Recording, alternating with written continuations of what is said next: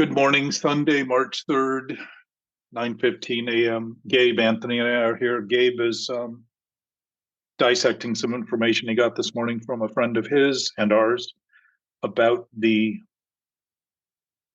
basic nature of thinking, about the Greeks' thinking and the awareness of the Greeks, that worrying about our thinking, or that thinking about our thinking is where worry comes from, which is anxiety and stress. And this goes back, thousands of years. So obviously the obvious nature of what we are talking about today is not new. And yet the component of addiction in relation to this process, in my experience, is new. At least it's new to this past century, and it's new to the idea that it is an illusion attempting to be reality rather than something that is inherent, that is part of our reality. It's just simply something set in motion by imagining our thinking is real and true, rather than just an analytical process of thought. So read what you just read, Gabe, from the from the National Institute of Health. The central nervous system's responsibilities include receiving, processing, and responding to sensory information. Yeah. And that's the nervous system. And the go-between is the brain. It's sending that, it's determining, the brain is trying to make sense of sense, in my experience. So it's an analytical process. And one of the ways, as I pointed out before we went live and started recording, one of the ways you can recognize that is the seeming consciousness that we have as humans is always in the domestic language that we speak. Now, it may be, if we're multilingual, that it could be in any other. I mean, I know people who have learned other languages and they start thinking to themselves in those languages. But the point is that the language is evidence. The language of this information is evidence that it's been processed. So the brain is processing the raw data that the senses, as they are designed, are providing. So if my visual senses are designed to see things, I'm being provided raw data about what I'm seeing, and then thinking about it, processing it, trying to make sense of it, and coming to conclusions that I talk about or think about in that language, which is, again, evidence. Language occurs and develops in the brain. So the absolute knowing sense is not a language, it's just a knowing of knowing. And these are just words being used for something that we must know so well, not even to have to think about, just like all of the trillions of interactions in our bodies right now that are going on that we don't have to think about, but they're happening. We don't have to be aware of them, but what we tend to be aware of is when something hurts. We tend to be very conscious of that. So pain is an indication that something's wrong. It's telling us that something in the system is wrong.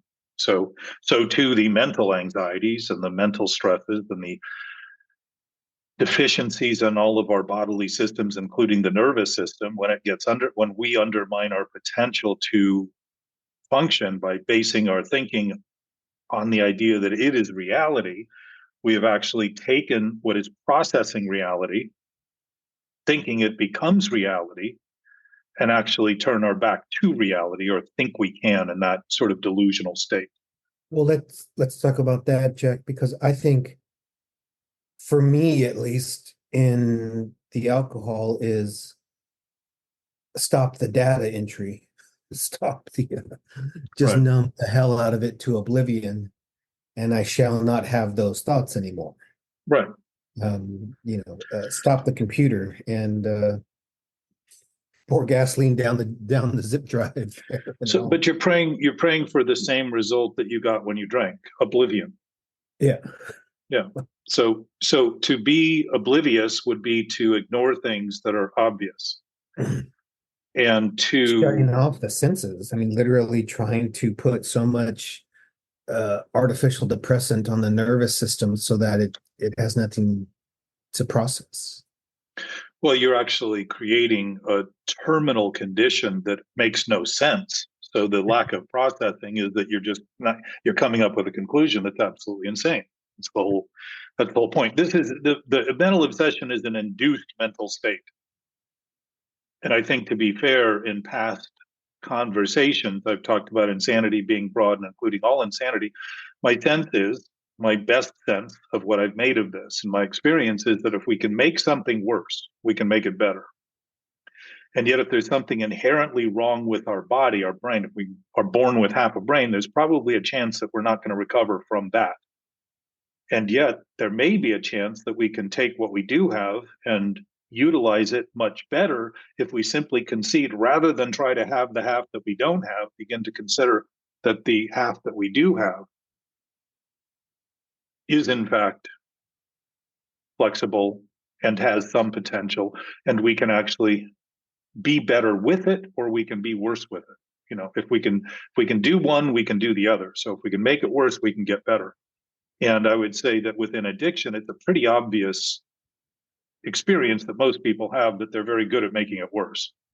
They're also good at pretending as it's getting worse that it's getting better because they're feeling better about it because the thing they're doing compulsively is giving them that immediate gratification that gives them the impression that somehow it's all going to be fine, which it will be and is, but not on the path they're taking and probably not in the way they're thinking about it being fine. Morning, Santiago. Good morning, Jack. So Gabe had sent something he got from someone else this morning, and I'll read a small passage of it. And we started talking about there is no sensation without interpretation. We create the world and ourselves. Only when we stop do we see the truth. And I would say that we always know the truth if there's a knowing sense, and that so much of what has been written in history is written with the idea that the brain is the mind, rather than see the brain as something specific to a body. When my body dies, my thoughts in relation to this body stop. Doesn't mean other people can't think things like I used to think, but they'll be thinking them in relation to how they think with me missing. So it will be based on their brain, not that knowing sense that is completely similar to all, because there is no differentiation. They're completely indivisible. There's let's say that it is invisible and yet is the totality of all reality. So it definitely stretches our senses because we can't see it and we can't touch it and we can't smell it, we can't taste it or hear it. And yet, if we know it, all of those sensations may translate in some form that could be much more of an honest reckoning of that knowledge than making believe that those sensations need to conclude its real first, whatever that reality is, however reality is. We need to conclude it in the senses rather than simply say it's already concluded. It's already the nature of the senses that I have. And if I'm not thinking about my thinking as much, and one of the comments in there that the Greeks said, Santiago, was that thinking about thinking is what causes worry. Now, this is 3,000 years ago they're talking. So anxiety disorders are relying on thinking about thinking as our source, as reality, rather than seeing we have an absolute source that doesn't change regardless of what we think, and start to actually just introduce that being nature that we all have to our thinking by talking about it more publicly, more openly, more actively.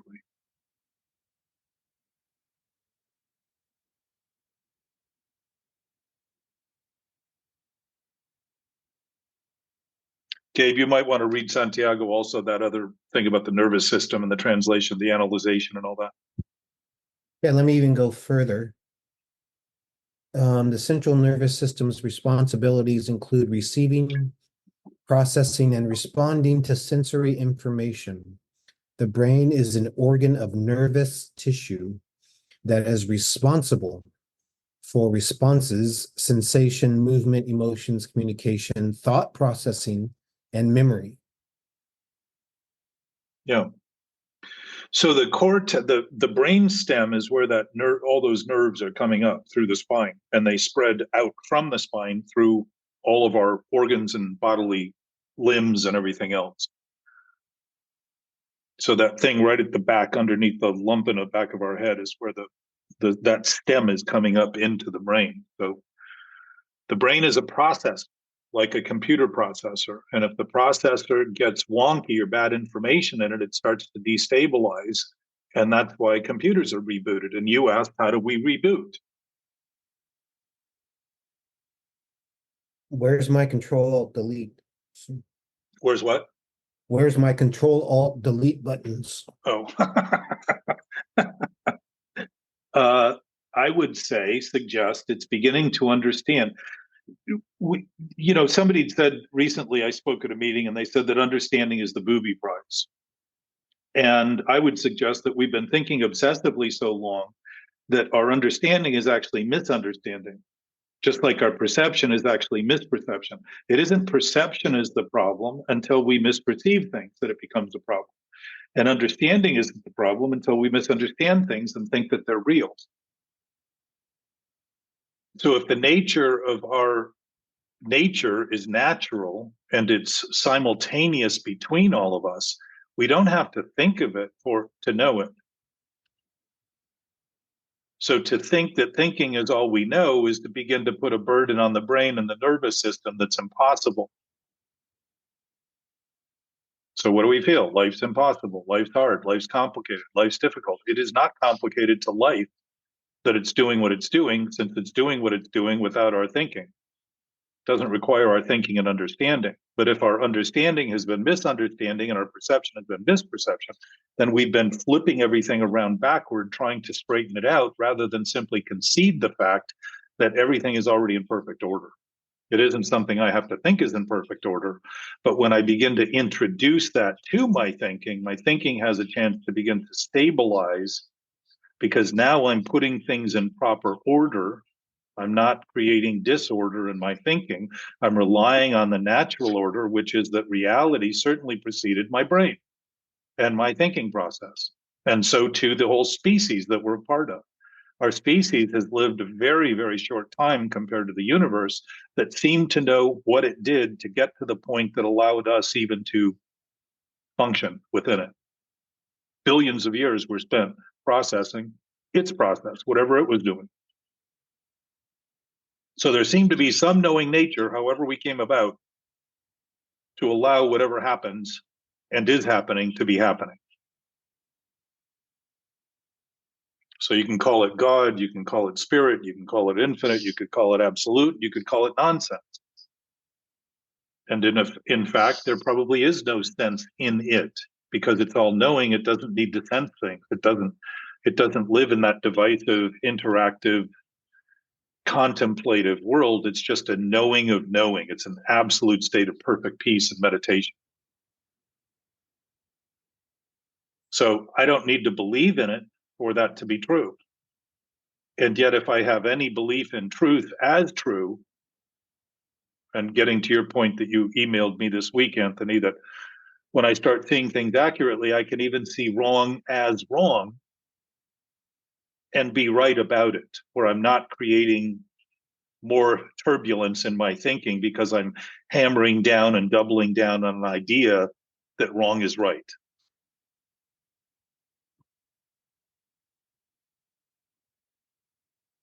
So the turbulence and the pain that we suffer is actually giving us very good information.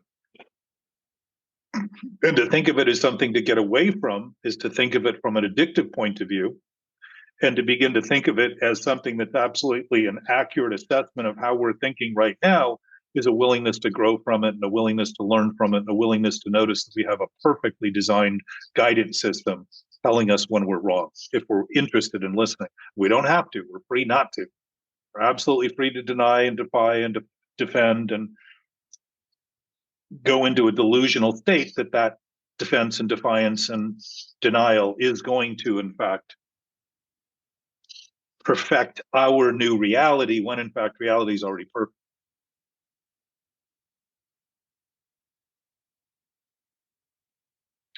Morning, JP and Mark.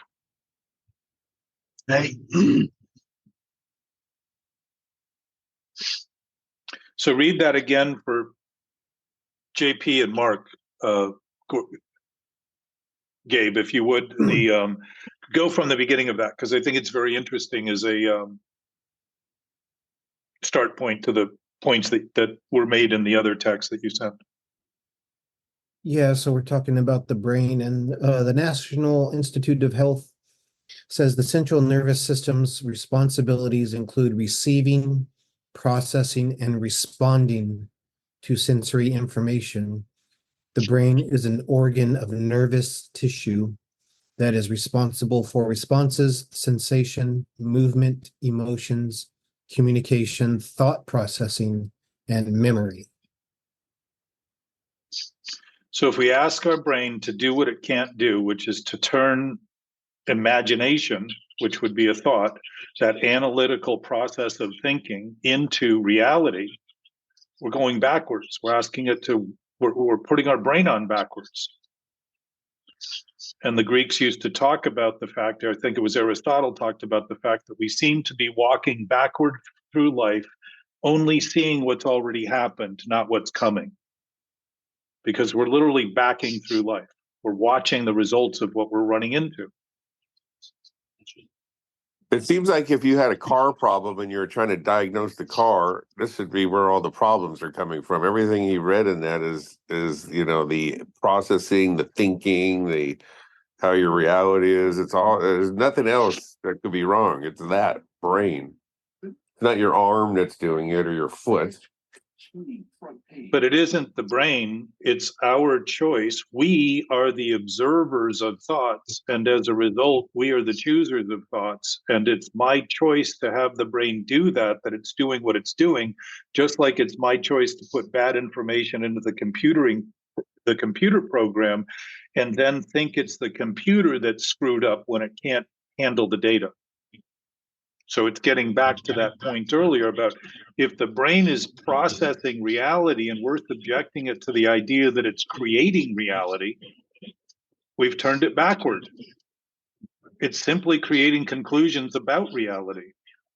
It's coming to determinants that will be the basis for our decisions. I like the analogy too, where if you're driving in your car and you have a flat tire, you would think that maybe your steering there's a problem, right? If you're not knowing, you're like, hey, there's something wrong with my steering wheel. Well, and to your point, Anthony, and to Gabe's question, Gabe said, okay, so how do we stop it? This thing is saying we have to completely stop the thinking to see clearly. And I would say we don't have to stop anything to see what we're doing clearly to have clarity. If we begin noticing that we're doing what we're doing while we're doing what we're doing and get used to that, rather than think we shouldn't be doing what we're doing and need to stop what we're doing and think we should be doing something else in some other way with someone else, somewhere else, with more or less of something else, that's a choice to end up complicating the fact that we're already doing what we're doing. If much of what we are doing is based in thinking we don't think we're doing, the seeming subconscious, how are we going to come to terms with it by constantly keeping our attention focused on things that we're asking our thoughts to do on the surface that they can't possibly do? That's the obsessive thinking that consumes our attention, and we think there's nothing else going on, when in fact everything else is still going on. We're just used to ignoring it by acting oblivious to it. So what's obvious becomes, we become ignorant to what's obvious because we want to act oblivious to what we're actually doing and causing. So, Gabe, you asked how do you stop it? To Anthony's point, if it's a car and a problem starts and you keep driving the car, what's going to happen with that problem? I step on the gas, not only keep driving. What's going to happen to the problem, though? It's going to go away.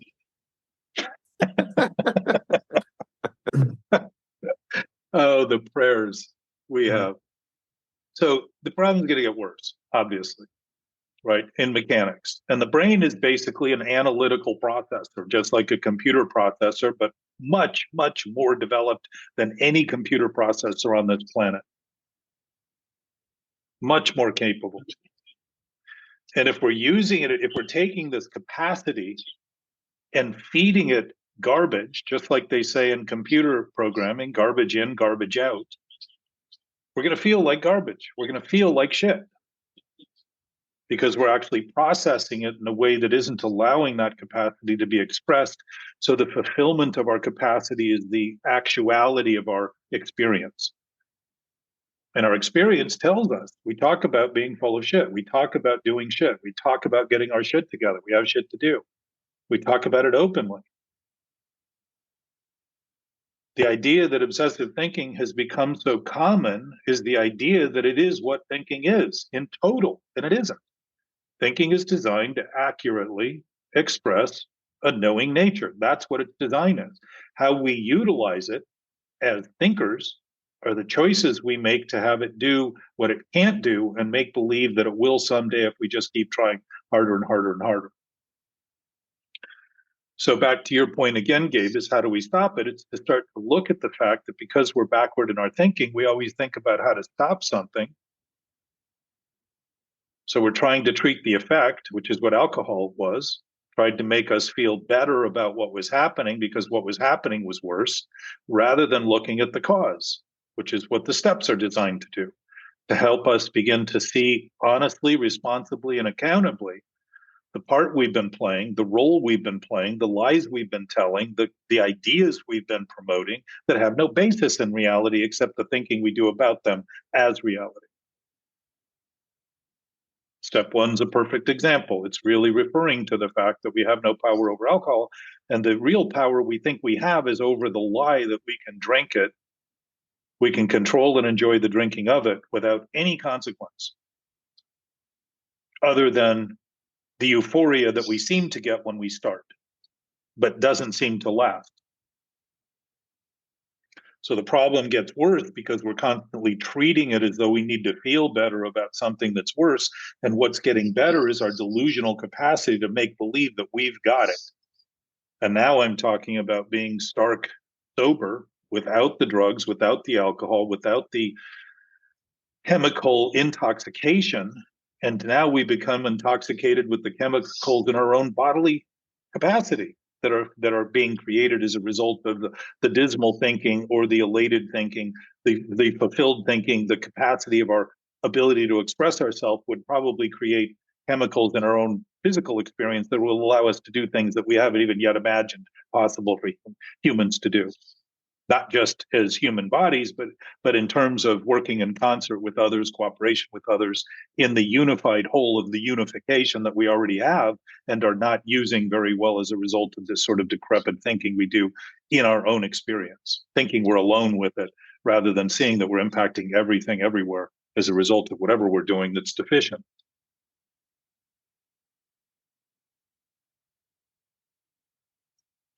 So, Gabe, to the stopping of it, it's the beginning of noticing. And that's why I would take issue with that comment about having to completely stop it before we see the truth. We already know the truth because the truth can't be divided. It can't be separate. It's indivisible, it's indiscriminate, it's equitable. Everyone has all of it all the time. It's the nature of nature. And we're not talking about the kind of truth, historic truth and cultural truths and all that kind of stuff, because that's just all human. My experience, a lot of the mythology and superstition and things that have been developed are all trying to create a story about the story to make it true, to make it seem true, to say, well, it's historic enough that there's lots of evidence. But there's also lots of evidence during that history that the civilizations that we've defined have all fallen apart in some way or another for some reason or another, and haven't quite succeeded in the way that they thought they were at the highest point of their state or conditions. And there's been many of those. JP's very familiar with the history of civilizations that aren't even thought today within the context of modern anthropology and archaeology to even be thought of as things that could possibly have existed, because it destroys the basis of the story that's been told in modern history. Doesn't mean those things didn't happen. It means that we think they didn't happen and we're going to fight for them because it destroys the thinking we've been doing about them. Which I would say, if the thinking is based on something that isn't true, it's already destroyed, and we're propping it up by constantly thinking about it in the way we do, which is exactly what obsessive thinking is doing. Obsessive thinking is thinking about thinking, and what's born with thinking about thinking is more thinking centered in thinking. Our self is not born in that until we make believe those thoughts are real. Do we make believe it's who we are? It's something we're doing. It can't be who we are if we're doing it. If we have it, it can't be us. It's something we have. It's something we have to do. That doesn't mean that it's incumbent on us to continue to think obsessively. but we are absolutely free to continue to do just that. So it's the starting of it that the stopping occurs. Starting to see that we're doing it rather than thinking we shouldn't be doing it and I don't want to be doing it. Starting to say, if I'm doing it, I must want to be doing it. If I'm going to be responsive, as that is that thing, that description, Gabe, does not talk about reactivity. It talks about responsiveness. The ability to respond is responsibility, literally responsibility. That is not reactive. It's not defensive. It's not a fight. It's not an automated defensive over and over and over and over again repetition. It's responding to what's actually happening. And if everything that's happening within our human experience is always changing, the response would be adjusting to that change if we were sane and healthy in our thinking.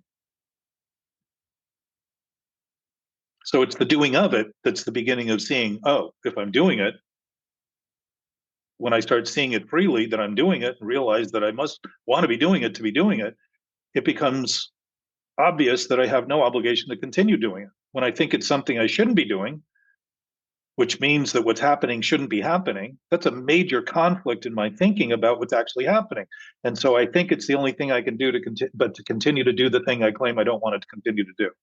I've set it up in my own thinking by simply not understanding that that's going to be a natural outcome of trying to do what's impossible.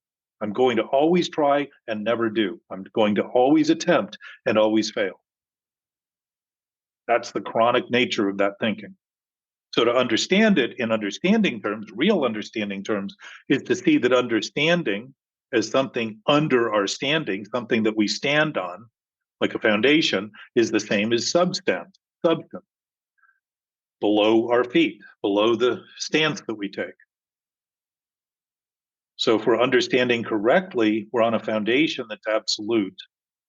And as a result, our thinking begins to actually introduce to us a world we have previously thought had nothing to do with us because we thought we were in our own world, thinking only about what we were thinking about it rather than beginning to be introduced to it in the awe-inspired capacity we have rather than the desperate decision-making process we tend to often be in.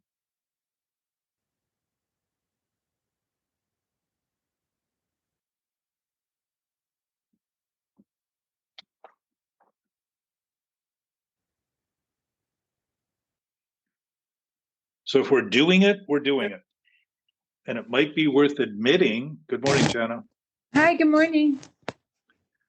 It might be worth admitting if we're doing something, we're doing that thing, and we don't have to know why we're doing it or how we're doing it or that anything other than that we're doing it, rather than all the questions we can pose, which create more doubt and uncertainty because we're asking questions of a questionable state of mind.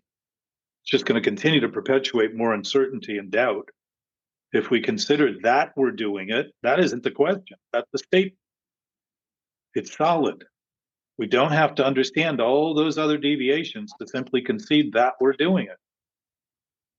And if we're doing what we're doing, that thinking alone begins to align us very quickly with an awareness that would be impossible within the consumed intoxication of thinking we're going to do what we cannot do and start to see that we've been doing what we've been doing the whole time, despite the delusional capacity we have to imagine we weren't.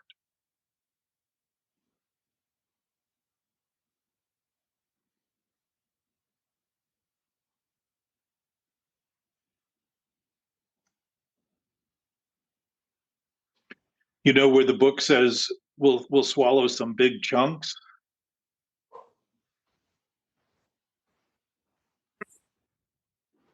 Yeah, what chunk is this? The biggest.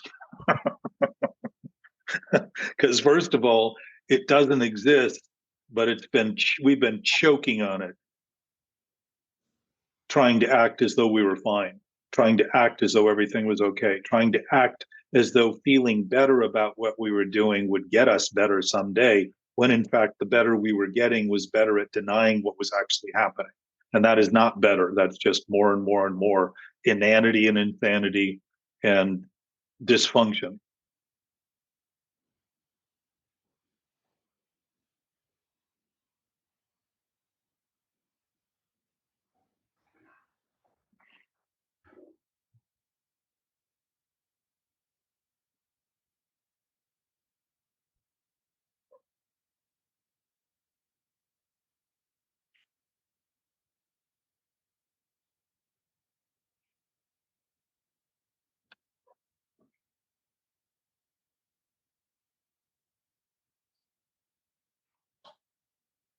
So I'm going to read a little more of what you sent too, Gabe. It says inner truth is only glimpsed by disconnecting the mechanism of interpretation.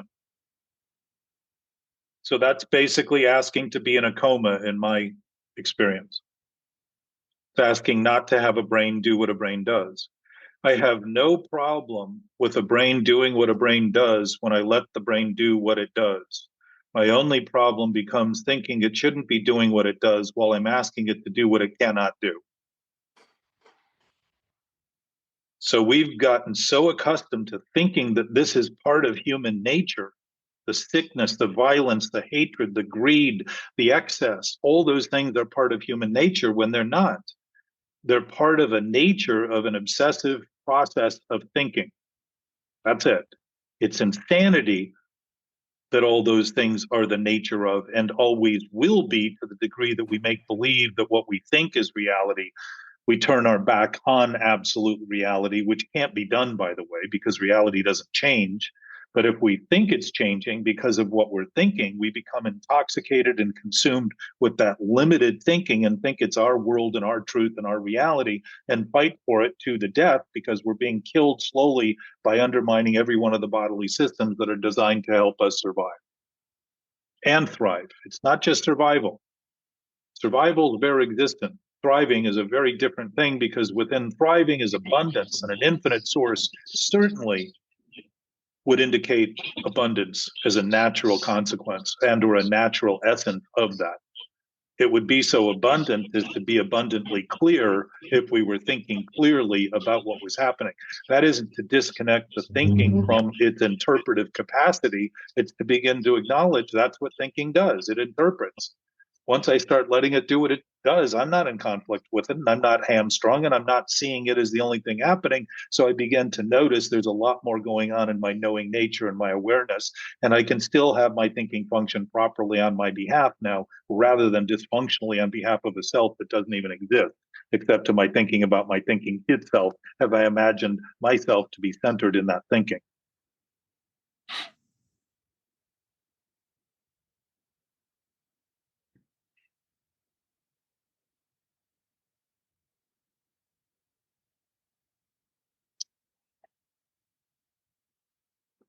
So I think the more easily answered question to how do we stop it is, how do we start it? What is it we're doing to start it? And to begin with, rather than ask what it is we're doing, simply ask or state that we're doing it. To be witnessing all of this cavalcade of ideas that we have of trying to feel better all the time, trying to get over things, trying to come up with a new routine to be able to feel like we're better. When in fact, what we're getting better at is denying the awareness of the feeling that's wrong, that's bad, that's worse. We already have a very clear understanding of how we feel. And if we don't like how we feel and think we shouldn't be feeling what we're feeling, then we're disclaiming the thought that caused that feeling and avoiding it, denying it, and trying to escape it and get away from it. It's the exact same thing we did with drugs and alcohol for anyone who's sober or gambling. If you're free of a gambling addiction or any addiction, if you're free of any symptom, the clarity of the compulsion becomes a little easier to see, because compulsions do not disappear when we stop or recover from one of them. They become clearer in terms of witnessing the ability we have to get attached to these thoughts and seem like we're in a drowning pool that we can't escape, that's uncomfortable and disheartening and has us constantly wonder why lying and cheating and stealing seems like an obvious alternative just to get away with things, that we feel better doing it at times, because we feel that we've finally proven that lies, in fact, are truth, because we feel better, but that instant gratification does not last, just like you described so often, Anthony.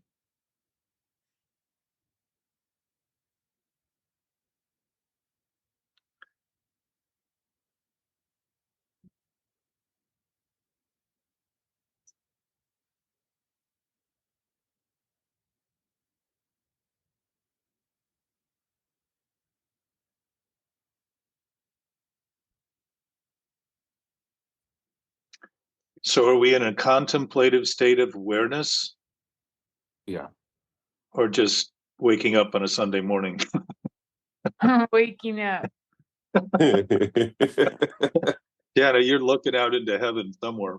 I know. I should bring But- this out there. It's so beautiful out there. It's insane. Yeah, I I saw will- your eyes. My cat's out there. She's like, "Where's my mom?" Can you see out here? You hear the birdies? You see the kitten? Little kitten. Hello. Good morning. I got a question for JP, Santiago, or Mark. Do you think that or Jana? Do you think that the brain is as one of the senses, one of the human senses? Would it be classified as one of your senses? Why did you single out not Gabe? Because he brought the Because we- question up. Yeah, we had Oh, already talked We about already it. talked about it. So. Yeah. Okay, good. So is it one of your six senses? Five senses? The brain? Yeah. No. It doesn't matter what I think. My thoughts are reality. It seems in like that- the definition of it seems like it incorporates it as a sense. It says it's one of the things that you use to process sensory information. Yeah, but that would say it's not a sense, it's processing sensory information. Like a computer chip processes the information. The computer chip doesn't make up the information it processes. Uh-huh. It's simply capable of processing information. And the computer programmer, like us, I mean, this is a perfect sort of metaphor. The programmer is the person putting the data into it. So the data that we put into it is the thinking we do. It's the way we choose to think of what we're thinking that our brain processes. Yeah. I love that Because analogy. We haven't really used it that much. I like that. Yeah. Well, I would like to talk about this in ways that seem to make more sense. And I'm not sure that with my experience, I always do that because I'm generally I'm doing my best to look beyond the horizon of what I've seen and what makes sense, which is often, I think, confounding to the simplicity of looking at this from maybe for the first time or listening to it for the first time. If the present nature of the present is always new, we're always looking at everything new, always. So anything I'm coming in with, presuming to have already learned, if I'm limiting what I'm seeing now, which includes all possibility in the present, then I'm bringing a limited scope to the present, thinking that's all there is to think. And even within the context of beginning to unravel this obsessive tendency, the next level of that is starting to see that I still rely very much on my thinking to presume that the moment is only filled with what I think, rather than actually always remember that whatever I think is it's like the horizon of the earth always allows you to travel toward it, never achieve it, and always see things that were, before you move forward, hidden by it. And so it's really beginning to look beyond the limits of our thinking and see that that's the beginning of everything else rather than the end of anything. If I'm thinking obsessively, I've got my back up against the outside of the bubble, defending the bubble, because I don't want to see it there. So I put my back up to it. I think it isn't there. And I think and look at everything else in that sphere as the only thing I am and all reality is. And as a result, am defending that limited scope of information within that bubble. And you can pop a bubble with a pin, but you can't pop it with a bat. So you can't abuse yourself into freeing yourself, but making any single point that's actually a point, that's pertinent, that's accurate, the bubble disappears. What I found is that bubble was in a bigger bubble. So it starts to seem a little daunting. And at the same time, it's only daunting to the idea that the limits of that thought are real, rather than just see that I'm actually witnessing another layer of what may have been. I mean, JP introduced me to a guy named Gordon Hancock that went back through history and introduced ideas to me that I've never even considered. And yet, in hearing him talk about it, there's a thing called ancient apocalypse, and he's thought of as a heretic amongst anthropologists and archaeologists and academics. But if you listen to what he's saying, he's actually pointing to ruins on Earth that actually support the contention that there was life, civilized life, intelligent life, well before the ideas we have in current history, et cetera. If that was the case, then a lot of that thinking is in the DNA that we all possess today. It's been assimilated. That environment that the DNA is operating in relation to has assimilated all of those environments that we thought we were living in, because the impact of our nervous system is basically being directed by the thinking we choose to do or not do.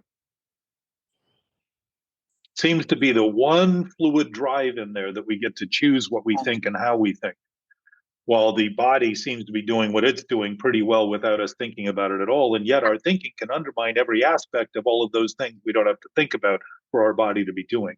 And that would mean collectively, as a body, as a human race, we're probably doing that same thing with the collective assimilation of DNA impacts that have been caused and created. And I would suggest, if the thinking we've been doing has been going on for so long, and we simply began to notice we're doing it and started to actually exercise the freedom we have not to continue, that the healing of that DNA that has been trying to make sense of insanity, which it can't make any. So we have more allergies today than ever. We have more diseases today. We have more diseases that seem to be incurable, while other diseases were cured. And we sort of tout the fact that we've satisfied those while we're facing new growing numbers in other directions. So our healing nature would probably happen very quickly, rather than think of it as something that's a miracle. It would be the nature of things, rather than thinking of disease as being natural. That thinking has had us come up with lots of opinions about who we are and what human nature is. That's completely the opposite of what actual human nature is. And I wouldn't even say it's opposite. It's just taken opposition to that other nature.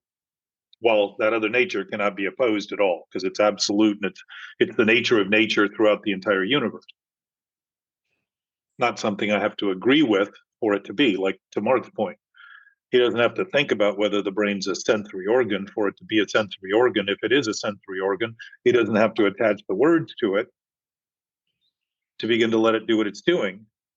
And certainly, if he's not complicating it by constantly thinking about what it's doing and how it's doing it, why it's doing it, and when it's doing it, and where it's doing it, and what it needs to get, and what it should have, and make, if he's not doing all that, the chances are the brain doing what it's doing is already doing what it's doing, and will be doing it better on our behalf very quickly, with very little thought, very little worry, very little anticipation or expectation, other than what's happening is happening, and what's going to happen is going to happen. Simple. My sense is now we actually become the driver of the car. We notice when things are wrong, so we stop and correct them. But the stopping is not in the stopping, but the not restarting. It's beginning to see cause and effect in terms of choice always starts with a cause. There is no effect without cause. And to think effect becomes the cause, so we're always treating it, again, shows how we can reverse this whole seeming nature and make believe that fixing the symptom or the byproduct or the effect is the solution, when in fact it just basically promotes the idea that denying the cause is a solution. It isn't. But we can do it. Being free to do it is something to really reckon with and recognize, because we're absolutely free to do that. So it isn't something we can't do or shouldn't do. It's something, if we're doing, we can't do and should be doing exactly as we're doing it. To come to terms with that gives us a chance to have that neutrality, and the choice being revealed is something we can see as not something we have to continue doing, but something we can absolutely not do now, not redo now. Because most of that thinking is based on an old idea just being perpetuated over and over again, which is what reactivity is about. And why inter-reactivity, it becomes so easy to foster with other people. When we're reacting internally, we become inter-reactive with other people and stimulate that same thing that they're doing and think they're the problem, because we're not seeing what we're doing as a problem. And with the car analogy, you can't park a car when you're going 70 miles an hour. So you have to slow down if you want to be able to think about things and be okay to do things. You can't be speeding.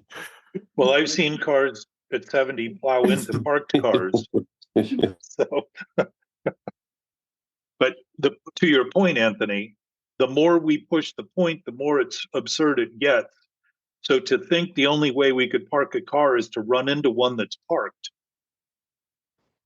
that would stop us from continuing, Yeah, you like this analogy, yeah.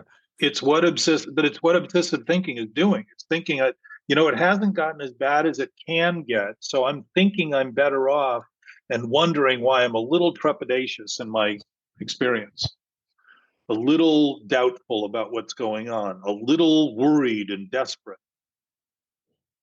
So obsessive thinking always makes choices based on desperation, not because circumstances demand it, but because the thinking we're doing is desperate to be imagining that it is reality. It's already desperate over that idea.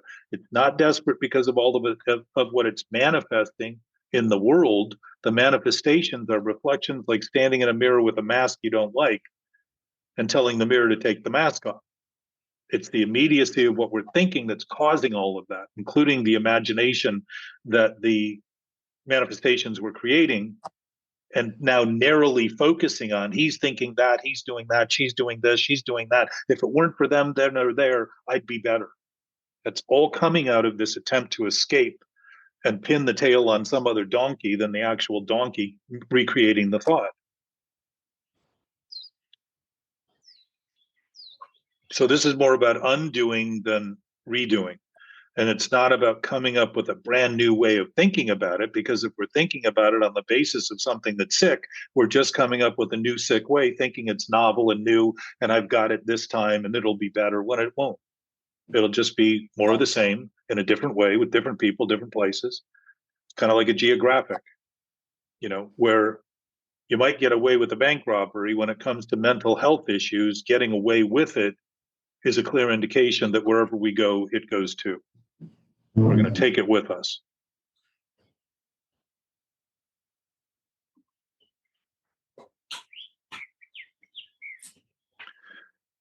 So it's very simple to let what's happening happen, because I will mention, just like an absolute nature is absolute because it's always absolute, it's always there, it's always solid, it's always stable. It's always giving all that is to all that are and all that is, always, always, always. Like light speed, it isn't starting at zero and building up to light speed. It's constantly light speed. Light speed in this universe is a good example of this metaphoric. It's a good metaphor for the idea of an absolute state, because it deals in absolute speed. If that absolute state is there, it's there, it's here, it's now, it's right here, right now. Probably not a coincidence that we talk about it as right here and right now, because it's right. To think about it otherwise would be wrong. Doesn't mean we can't do that. I was heading somewhere with that, but that's disappeared.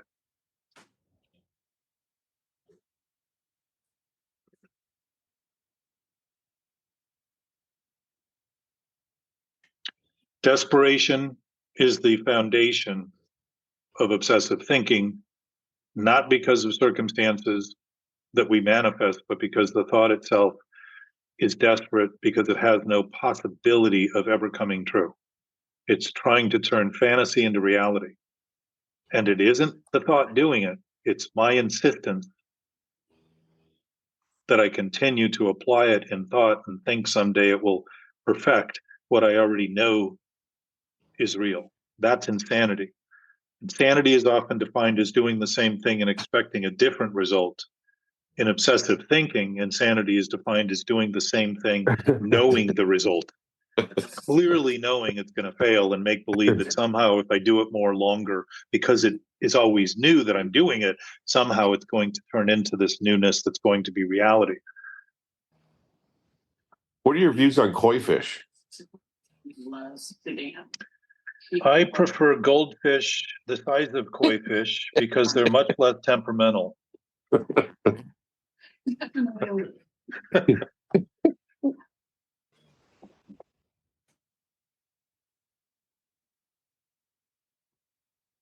So there's a part in the book that says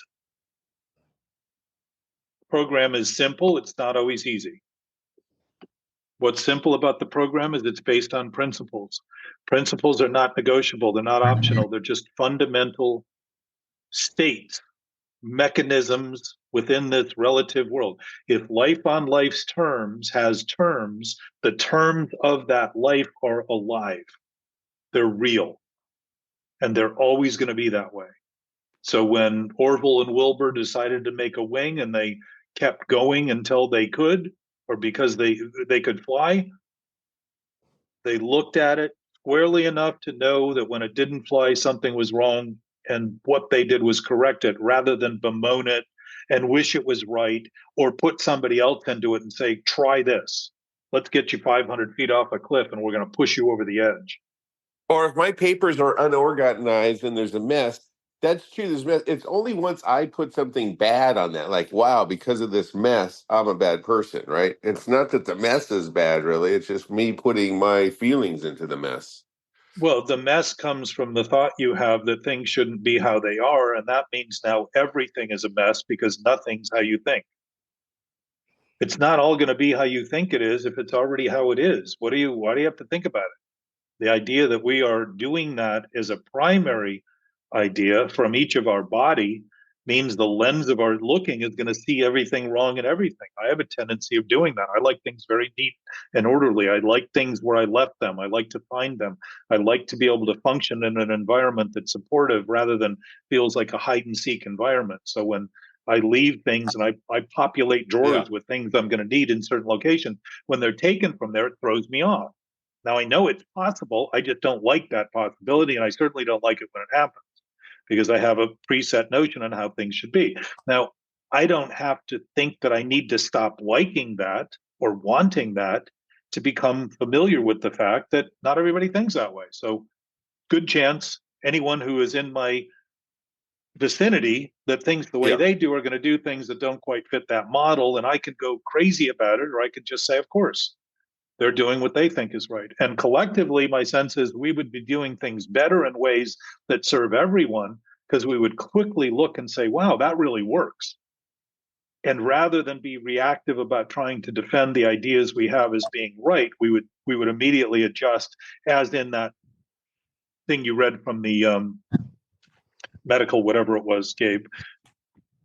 It would begin to sensory ability is that responsibility. It's beginning to see that the ability to respond is based on health. It's based on being alive. When EMT or EMS show up for people who are unconscious at an accident scene, they look for signs of life to know what to do, to try to help that person recover from whatever's happened. If I'm missing those signs of life and mistaking them as threats to my lies about how I think things are, I'm just living in this constant collision that seems to be happening to me because to actually admit I'm insane would be sane. So the only way I can perpetuate it and say that it isn't happening, shouldn't be happening, I'm not insane, is to consider that what I'm doing that's insane is sane. It again just propagates and promotes and creates a new digestive tract for this nonsense, literally nonsense. So if brains are designed to process the sensory information that we're getting, that information we're getting is unprocessed. It's raw data. It's like raw vegetables. All the minerals, all the vitamins. Do you take an inventory? Sorry to interrupt you. Do you take an inventory on your body every morning? Like when you wake up, do you kind of do a mental check? Like, how do I feel? How's my body? How's my mental attitude? Do you do that every morning? No. I do. And I think maybe that could be a problem. I presume that. I start with, how's my mental outlook? How am I happy? That's always my first question. Am I happy? What am I happy about? Am I sad? Instead of saying, hey, I'm happy, let's start from there and then analyze it. I always have almost an objective viewpoint. I never say, oh, I'm happy, let's analyze it. I always go, am I happy? Am I not happy? But Anthony, you could probably admit that you are what you are when you are, and simply concede that whatever's happening is happening and start to have a relationship to that. Think about the idea that we're trying to create an idea about what's happening to feel better about it and miss the fact that we're creating a relationship that's in conflict. I think I'm realizing that right now. Real eyes see things clearly. I'm just wondering what other people, like if Gabe or Mark or Santiago or Jen, if they do a mental inventory of like their health. I heard other people do that. You know what I think, Anthony? I think we all wake up and wonder how you're feeling. That would be nice. Somebody was going to say something. I don't know who it was. Yeah, from my point of view, asking how I feel today is kind of tricky because it's like playing roulette. I think it's better, when I wake up, my automatic settings are not very nice. So what is wrong? Yeah, I do that too.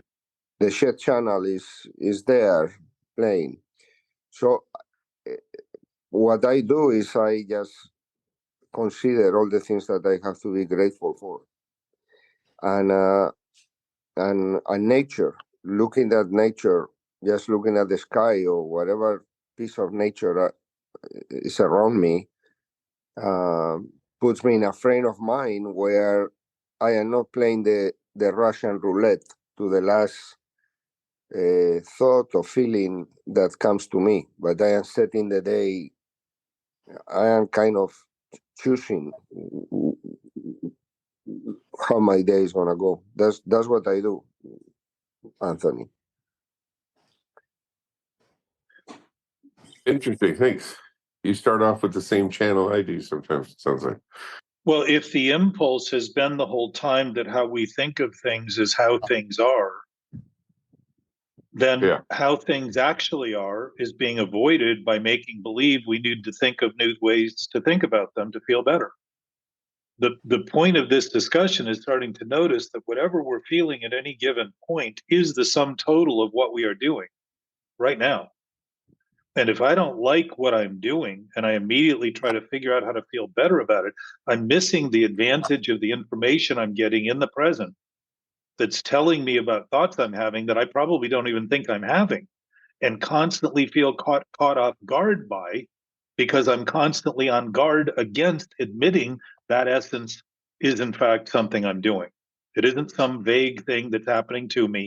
It's actually being caused by me. If I didn't have a body and didn't have a brain, I would not be doing it. The fact that I have a body with a brain suggests that's the central focus of the doing that's happening in terms of that relationship that you're talking about right now, Anthony and Santiago. So if I have a relationship to it, I can't be it, which discounts all the ideas about me being what I think and me being defined by what I say and me being who I am is what I do. Not so. Who I am is based on what I think.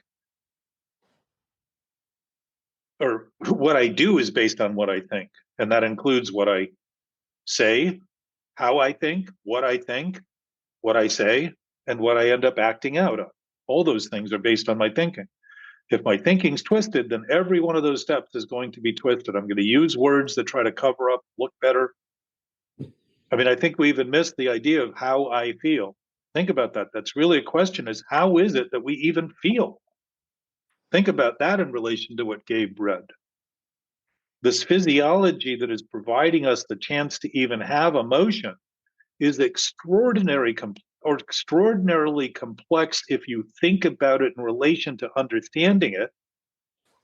And yet it's not as complex when you begin to see that it's actually the entirety of it, the entirety of those trillions of interactive chemical reactions that are chemical interactions that are going on in our system to provide us the emotion. We're completely usurping that whole enormous capacity by making believe what we should be doing is thinking something else rather than it. We're missing the chance to actually be fulfilled by the accuracy of what we're thinking. And if we're thinking sick thoughts and feel sick, that would be an accurate assessment. And as soon as we're willing to align ourselves with that, it will begin to dissipate because the information that's being held will begin to become obvious and actually the guiding source of our thinking, rather than seeing the actual wisdom in the thinking that we're getting, rather than thinking of it as something that's attacking us by making believe it shouldn't be happening, or it should be something else happening that I thought should be happening. Think about how based in thinking that is, rather than what's actually happening. Not saying not to do this. I'm saying notice what you're doing. Just be aware of what you're doing and the steps you take to try to not do what you're doing. And that is a major collision in our experience. And it's a major dysfunction in our ability to function because we're taking raw data that's being provided to us without an opinion, that's being processed by our processor to create an opinion that's an interpretation that always happens to us in our domestic language. We think our consciousness is limited to the conversation we have in our head. Interesting, that conversation always seems to be in our own domestic language. And yet it's universal. We're all built on the same platform. But since we've processed it, it's our thinking and our language that ends up being the indication, the evidence that we're talking about now, not raw data, we're talking about processed data. We're talking about data that has now gone through the thinking procedure and has ended up a thought that we're having that we think is either true or not true, rather than begin to see that they're all imagined. It's all an interpretation. It's all an attempt to make sense out of sense, and it makes no sense to make believe that thought is the reality of that sense, when in fact it's a procedural step in the direction of trying to decide what I want to do with the sense that's made. To think of it as reality is to think there's nothing else I can do but continue to do over and over and over and over and over again the same thing that makes me feel bad in the name of thinking someday it'll get better.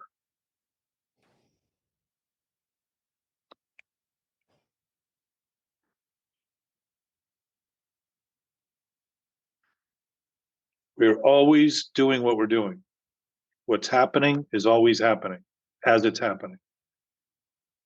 To let that be a baseline is to take this absolute nature and start to reckon with the fact that it's actually giving us absolute experience constantly, that we decide whether we want to entertain as that or make believe it's something else, somewhere else, sometime, all that other stuff. Mythology and superstition and fantasy acting as reality, like fairy tales were.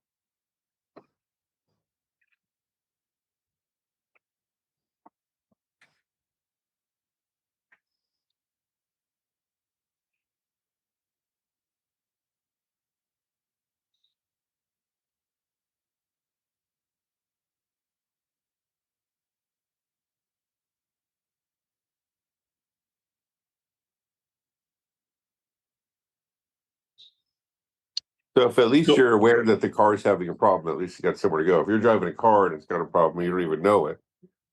It's not going to be too but good. if you don't, though, Anthony, eventually, if you keep driving it, it will make itself clear, right? Yeah. So we're capable of continuing to continue and make believe something's not wrong.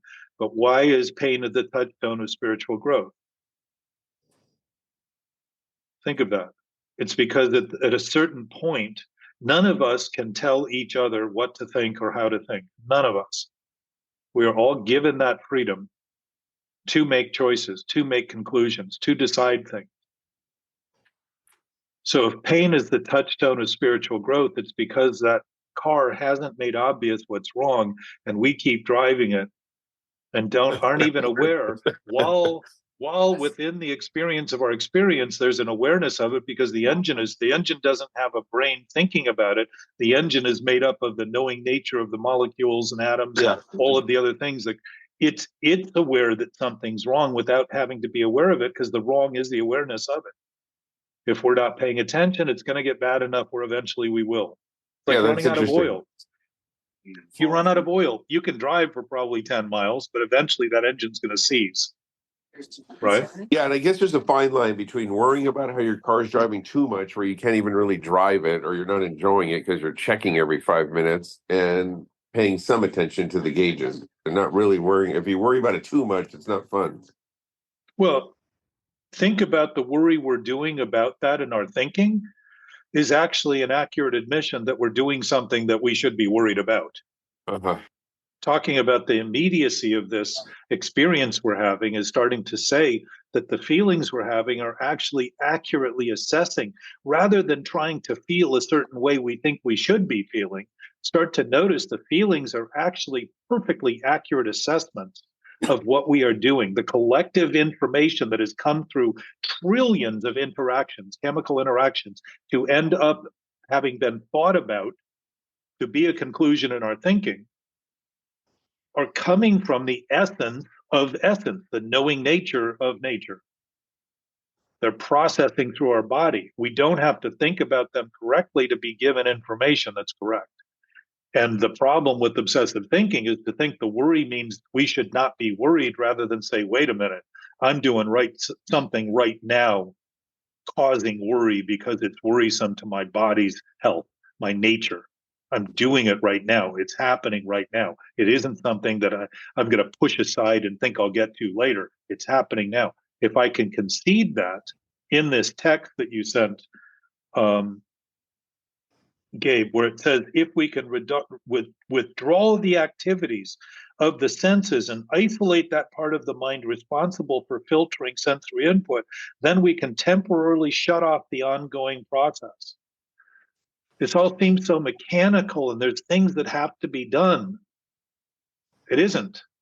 If we're making it up in the present as being reality, we're actually taking all of the variety of those senses and beginning to undermine their ability to actually give us the information that they're providing us.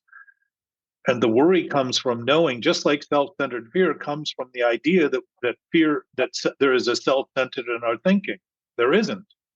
There's just thinking centered in our thinking about itself. That's not us. But to think thoughts are real, to think that the processing of reality determines reality, misses the fact that the senses are actually sensing reality without any interpretation at all. They're just providing raw data, smell, sight, all those senses that we're so familiar with. But we also talk about the fifth sense and the sixth sense. That sense of knowing, that sense of extrasensory perception. It isn't extra, it's natural. What's extra is that we've diminished our capacity and dumbed down our sensory perception so much for so long, we think that's actually human nature, while in fact that is the nature of humans thinking sick thoughts as their nature. It isn't extrasensory. We're developed to be sensory, to see, to perceive senses. Doesn't make what we think about it right. It just makes it a conclusion. And we know based on how we're feeling, those worries and that, whether we're concluding things correctly or incorrectly. And dysfunction is a good example of not concluding things directly and acting on them is the only thing we can do. That same process.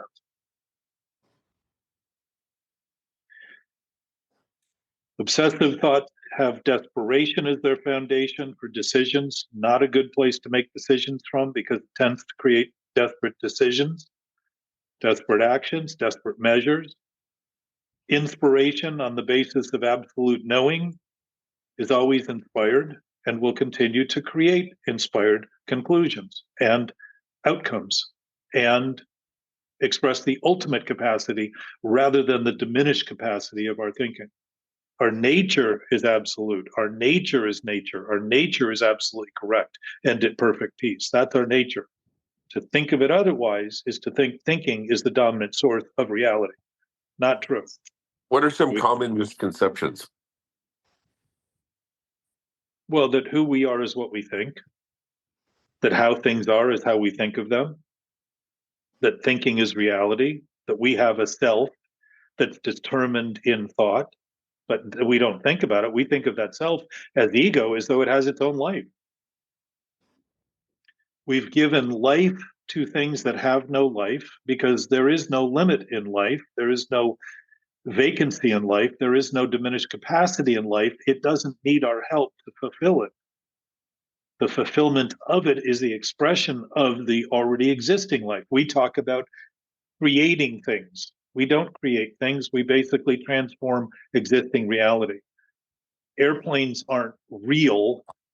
They're just transformations of real elements, real things.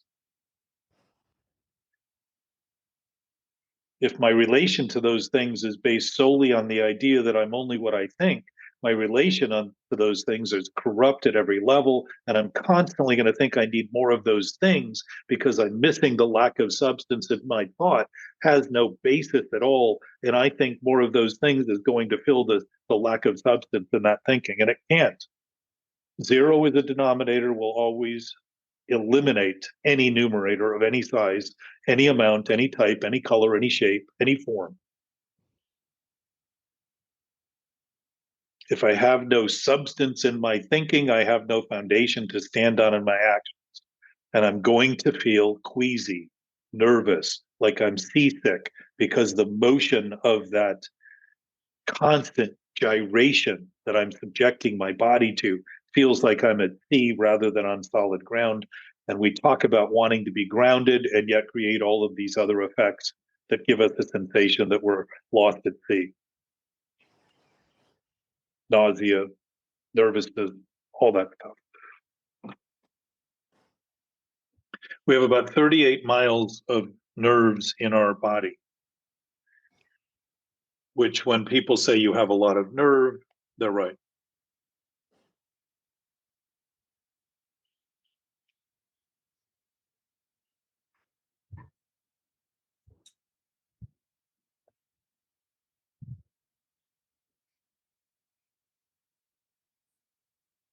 This has been thought of for a long, long time.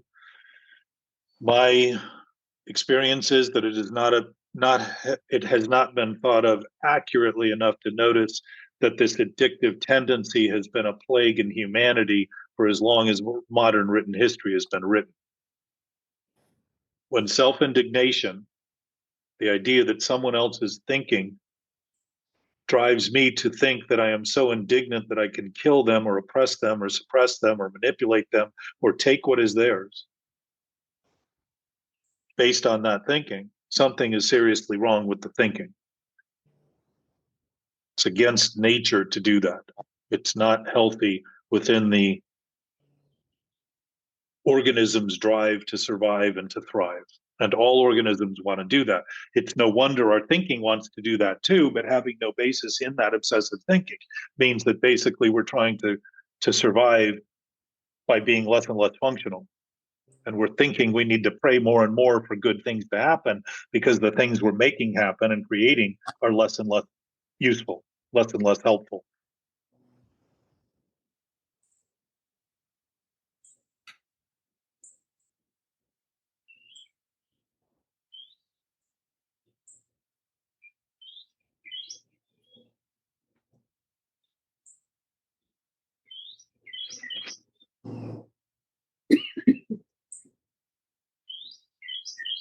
Mark?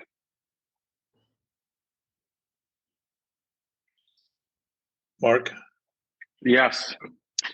You had texted something that I thought was very interesting also. From Gamblers Anonymous, it says, one of the most important things I've learned is that opinions aren't facts. So, we often hear in sobriety, feelings aren't facts, right? Yeah. Well, if the thoughts we're thinking aren't facts, certainly feelings aren't going to be facts. Okay?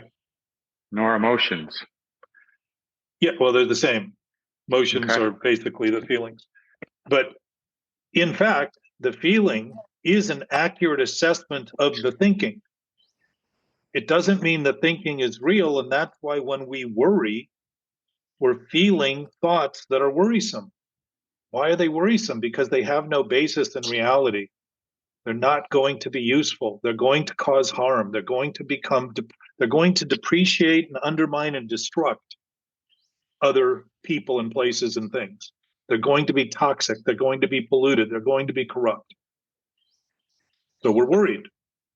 Rightfully so, because the feelings are in fact not determining whether the thought is factual, but the fact that we're thinking of it as factual, it's telling us we should be very worried.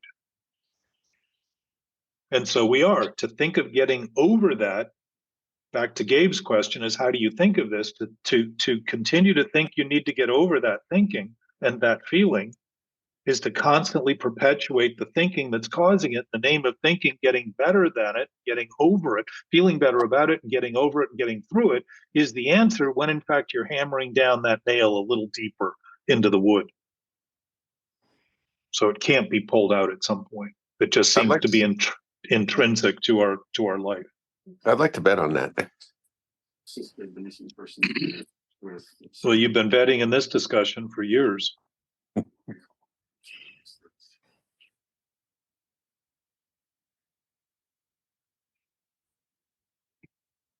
You like your headphones? I like using them a lot. It's really nice not to have to. I keep leaning in as though I have to do that because I've been doing it for 2 years. The sound is really good on it. These are the best headphones I've ever had by far. As a plug for Apple. Well, I think I touched on a lot today. It was helpful.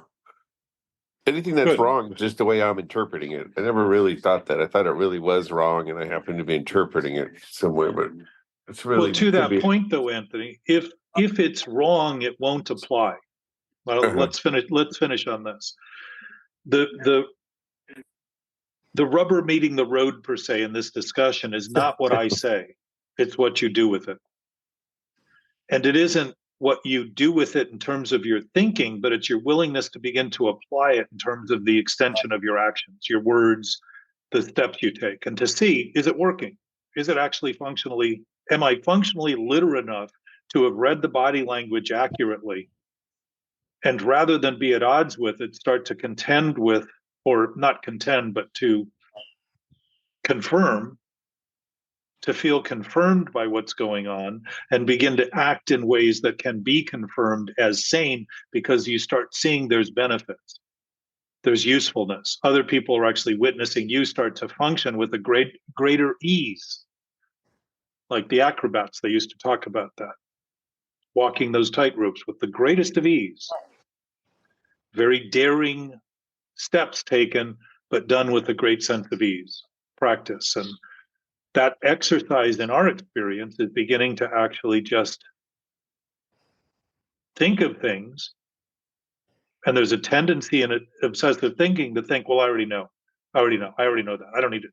That defensiveness is what keeps the potential for our own experience to become more obvious to us and begin to read it. The reading of it accurately is, in fact, functional literacy. If we're functionally literate, that idea that we have to stop thinking and get completely away from interpreting things disappears, because we start seeing it's just an interpretation. It's not actually not something that's clouding me any more than I completely get obsessed with it, thinking it's the only thing I need to think about, rather than start to see that my awareness is always clear. And certainly my thinking, eliminating my thinking, doesn't make me clearer. It just means I'm not preoccupied paying attention to thinking about things that aren't happening. And all of a sudden I have attention to pay to what is happening. And that's a functional literacy based on actually beginning to notice the body language and the dashboard, as you used, Anthony, which is a good metaphor. It's actually been giving us signals the whole time. And we just haven't been reading them, or haven't thought that the flashing oil light meant anything. I like that in the computer operator. I like the chip analyzing it, and then there's the computer operator. Well, we're the ones making the decisions. The beauty of that is, if the present is always present and we're always in the present, even thinking when we're not in the present, we're always in the present, thinking we're not in the present, and starting to see that distinction, then the present is always offering us all the possibility that's possible. Everything that's possible right now can be done, everything. So what we're doing is actually choosing what we want. And if what I'm choosing is based on thick ideas, I'm going to think I don't want the consequences, because I'm not interested in learning from them, because I'm interested in them doing for me what I thought they would do when I had the sick thought immediately, because I wanted to overcome the desperation that I've accrued and the tension I've accrued and all the deficits that I've accrued by thinking that way for so long, rather than say, wow, I'm always getting the same consequence for that kind of thinking. It's always going to be the same. I'm always going to manifest scarcity and deficiency and dysfunction and conflict and interreactiveness with people, places, and things. It's always going to come out of that.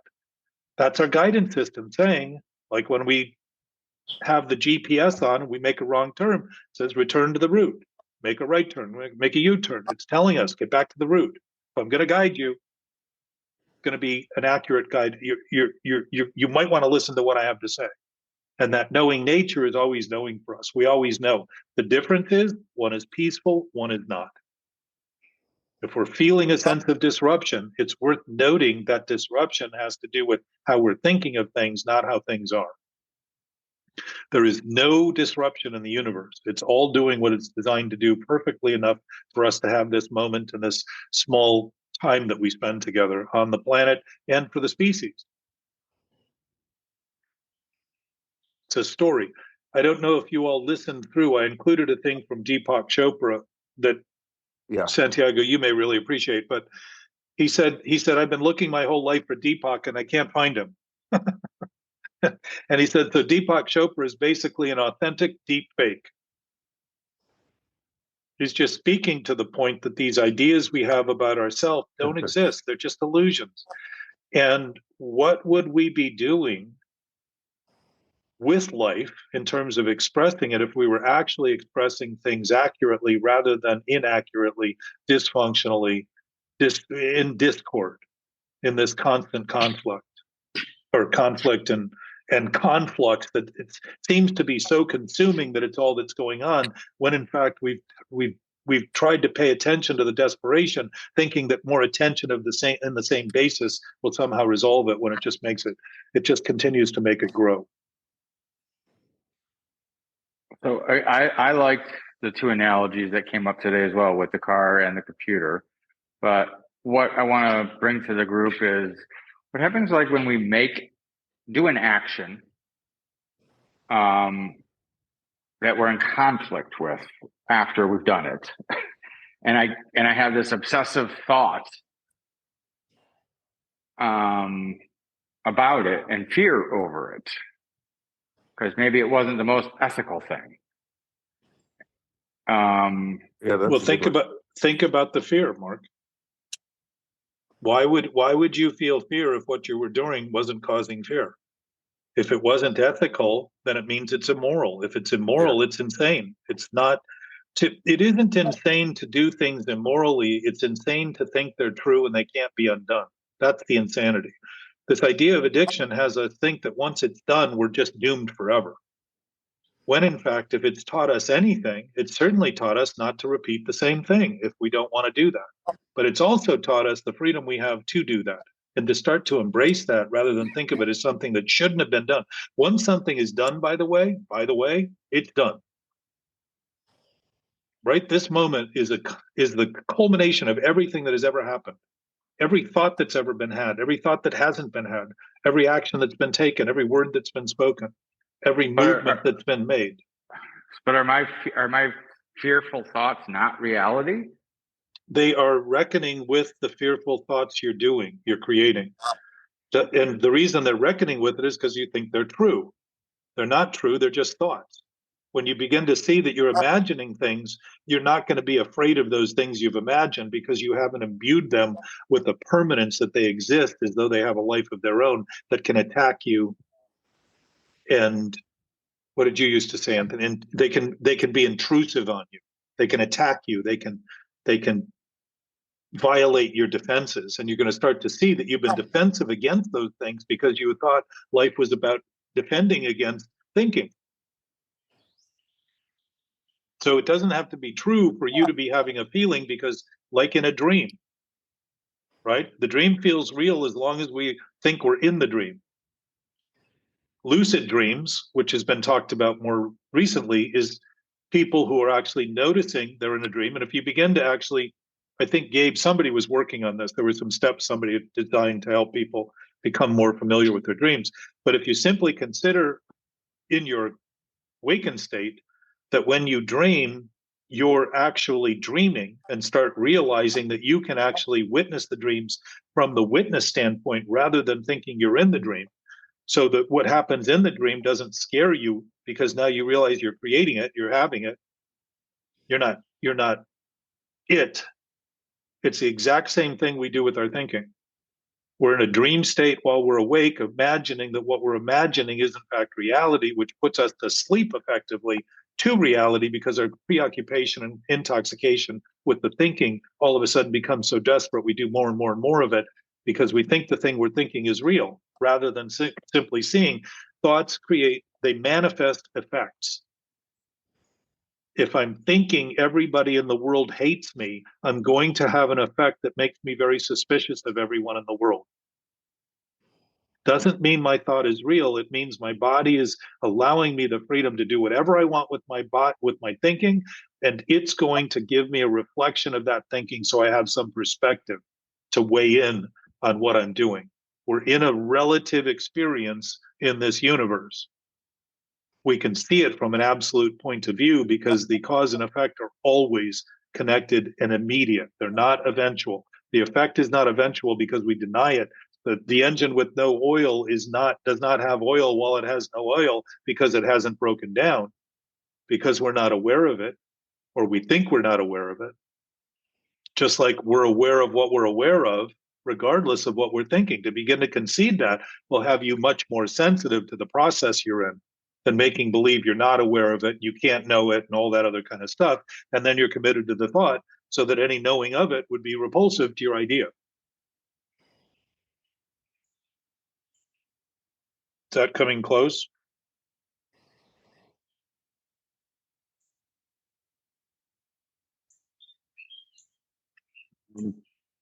Mark? Yeah. I don't know. Again, I talk a lot. Just consider some of the basic premises of what I'm saying. Just consider that maybe there's more that you know than you think. I like that definition too of what mental obsession is. That's really what it is. You make a decision and then you just keep going, oh, it's already been made, and you just sit there and keep analyzing it over and over. Before you make it, you sit there and analyze it a million times. Well, part of that is trying to bring permanence to something that's not only impermanent, it has no basis in reality at all. We're trying to give it permanence by constantly thinking about it as truth. But the obsession is that it wouldn't exist if we weren't thinking about it, because it's based only in thinking. So more and more thinking seems to support the contention that all we are is thinking, and we're desperate if we're not constantly thinking and thinking and thinking and thinking about the lies we've been telling. Because only a lie needs to be maintained. If you think in relation to truth, you have an absolute response that confirms that truth is true and it's actually working, and you never need to think about it again. You can continue to apply that thing without a thought. Don't regret, just regret. That's good. And whole grains. How are you doing over Mark? your daughter? Mark? Yes. Just begin to realize that thoughts manifest effect. And the effect thoughts manifest are your feelings. And that actually includes the entirety of everything happening. But when we think our thoughts are reality, the primary effect that we're feeling is based in the sickness of that thought. So they're disturbing. They feel uncomfortable. You can feel the struggle. I definitely feel it. Yeah. So it feels, So, I mean, go on. Going back to where we were talking earlier, if you're feeling it, begin to recognize that your thinking is causing that.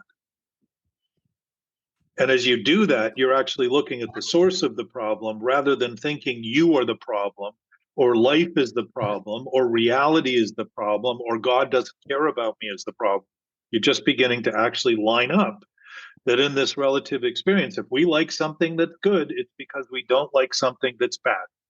They're always connected. Up is always connected to down. Left is always connected to right.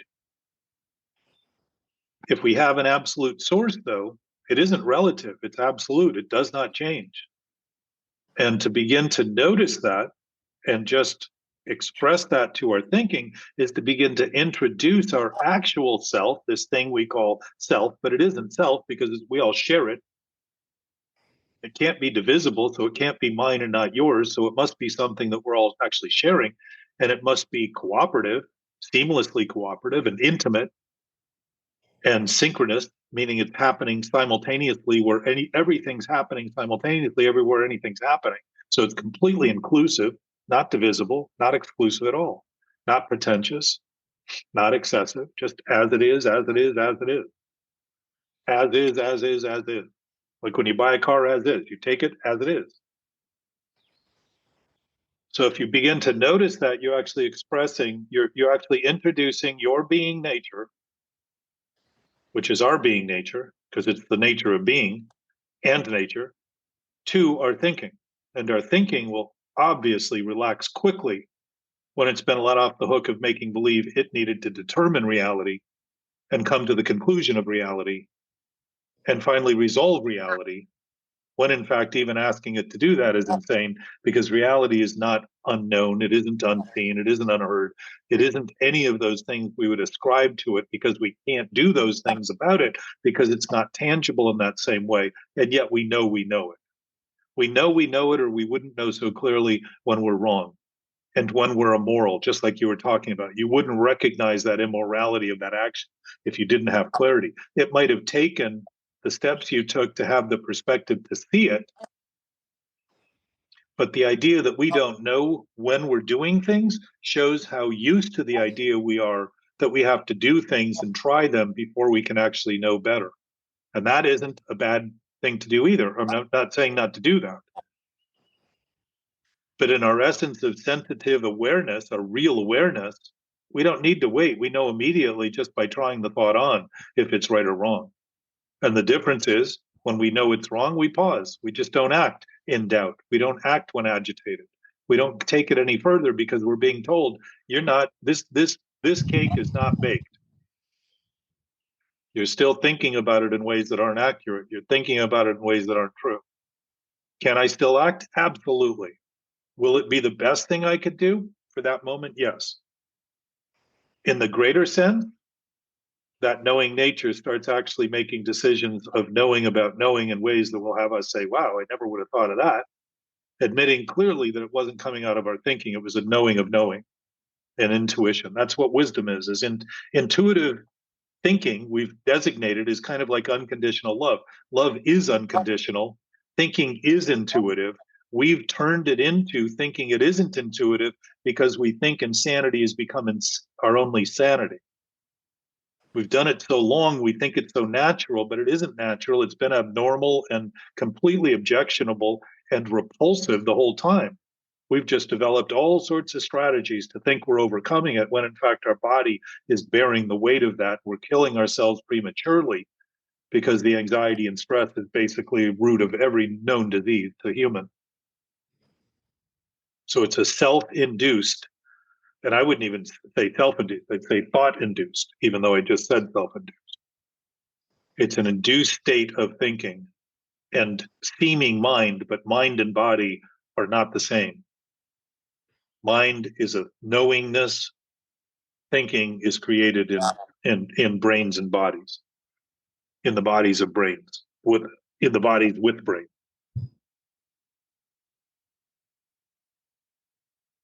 So digest, try things on. Begin to notice that whatever you're thinking always has a horizon, and everything else is always beyond that horizon. Basically what the second step was talking about. Came to believe in a power greater than ourself. What's that? Greater than the thinking I do about life, reality, etc. There's something greater than that. What am I doing? I'm peering over the horizon finally, rather than have my back up against the wall of the bubble, thinking I'm going to defend it for life or as life. And what do I find when I look? Everything starts there. Nothing ends there. And what can I also do? Come up with a bigger bubble and realize, oh, now have my back up against this bigger bubble that I thought was reality, because I immediately began to conclude, because I'm so used to concluding habitually what I think, rather than just say, my thinking is always fluid. My thinking is always changing. Everything in this universe is always changing, and that's the absolute nature of everything. To see that the one thing that doesn't change is that everything changes, is start to see everything in total rather than in bits and pieces that give us the impression that we're in conflict, not because we're in conflict, but because we're focused on things that are not whole, thinking of them as independent and individual and complete as they are, rather than seeing them as something within the totality of everything, simply a choice.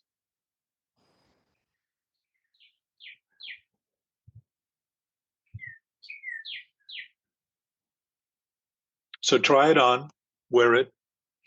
You'll know by how you feel. Accurate, inspired thoughts do not lead to conflict and doubt and uncertainty and depression. I mean, I can see right now that if I was in conflict over it, or if I wasn't in conflict over it, it doesn't change the reality. It's already happened. It's already in place.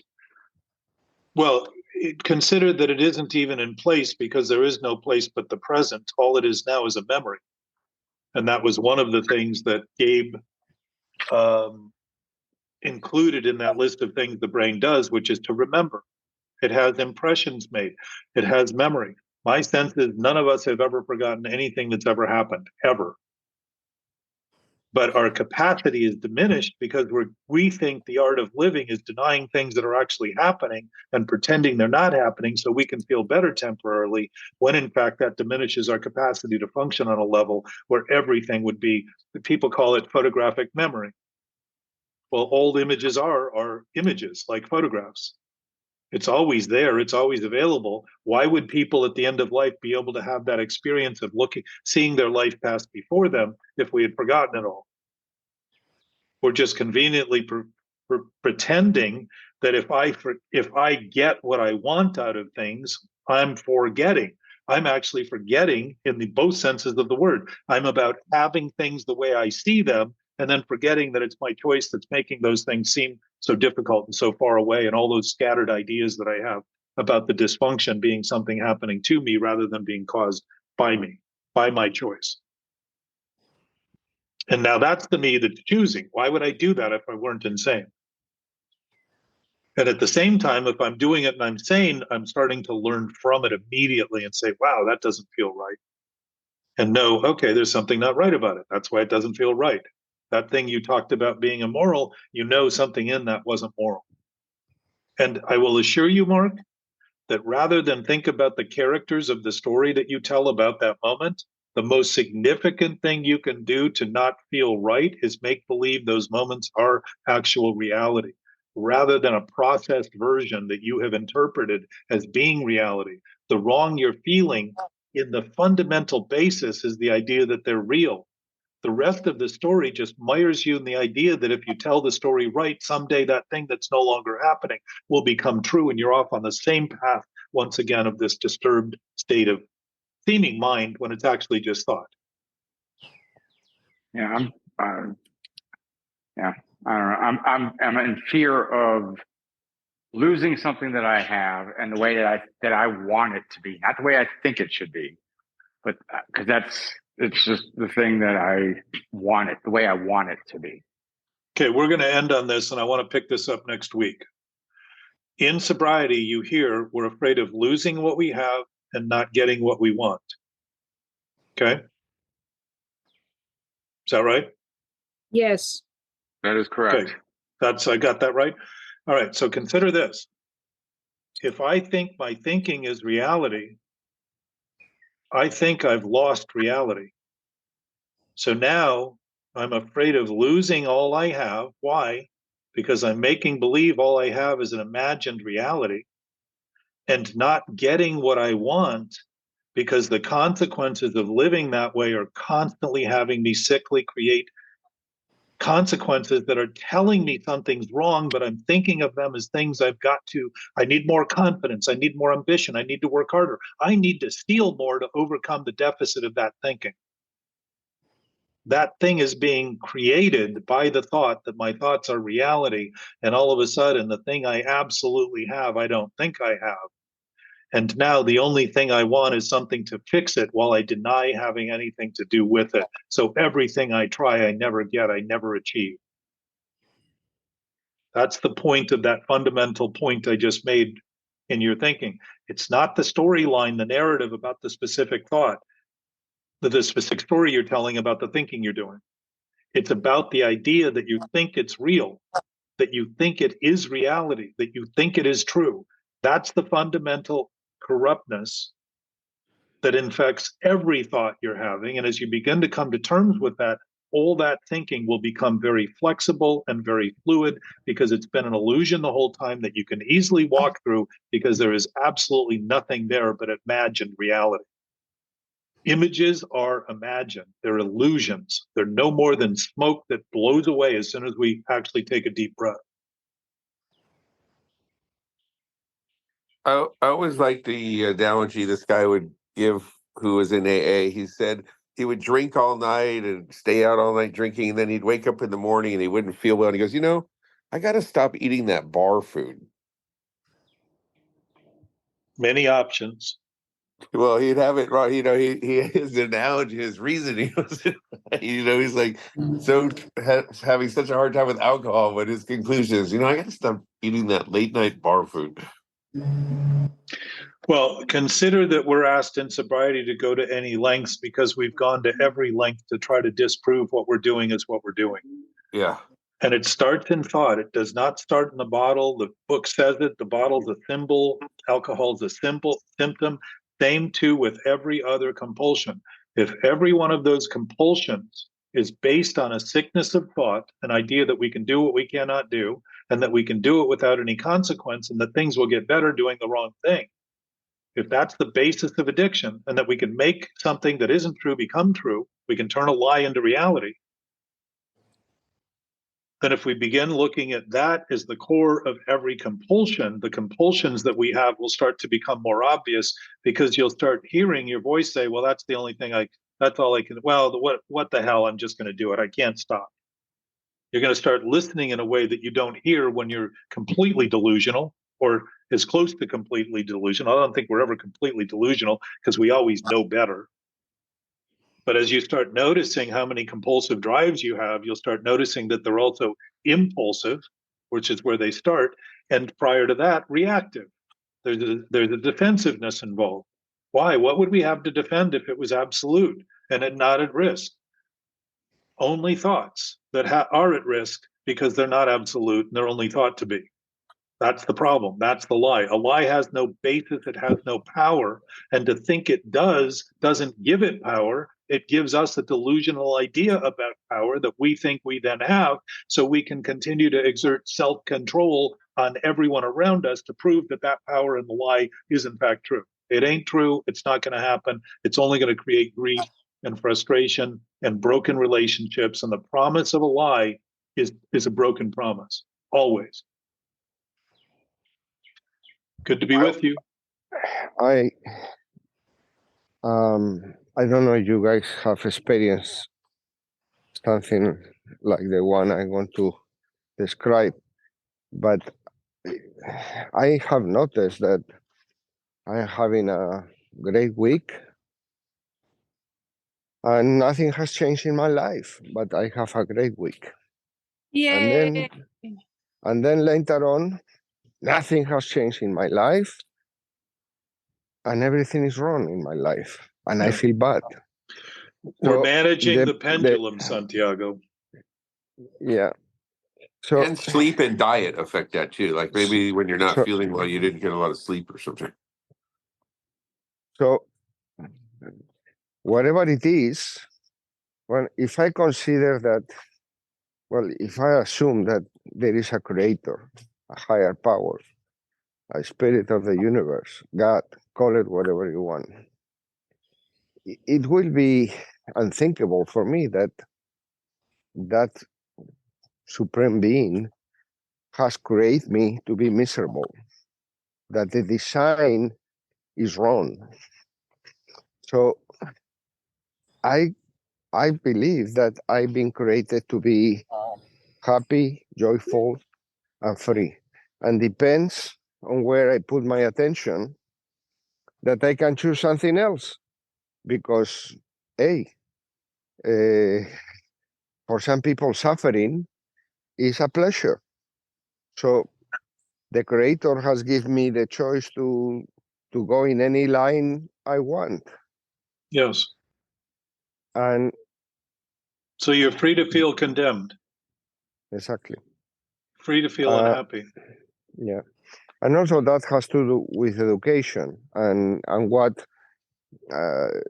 moral rules or directives have you buy into Yeah. this religion or that religion that makes you feel a sinner or a saint. But all of that is just names. What the reason I am sober is because I want to be happier, because I want to be happy. That's it. And that is connected to my thinking, because as I said at the beginning, from one week to another, nothing has changed in my life, but I feel in a different way. Why? Normally because I let certain thoughts stick with me. So that's my 2 cents for today. That's Thank good. you for letting me share. That's good, Santiago.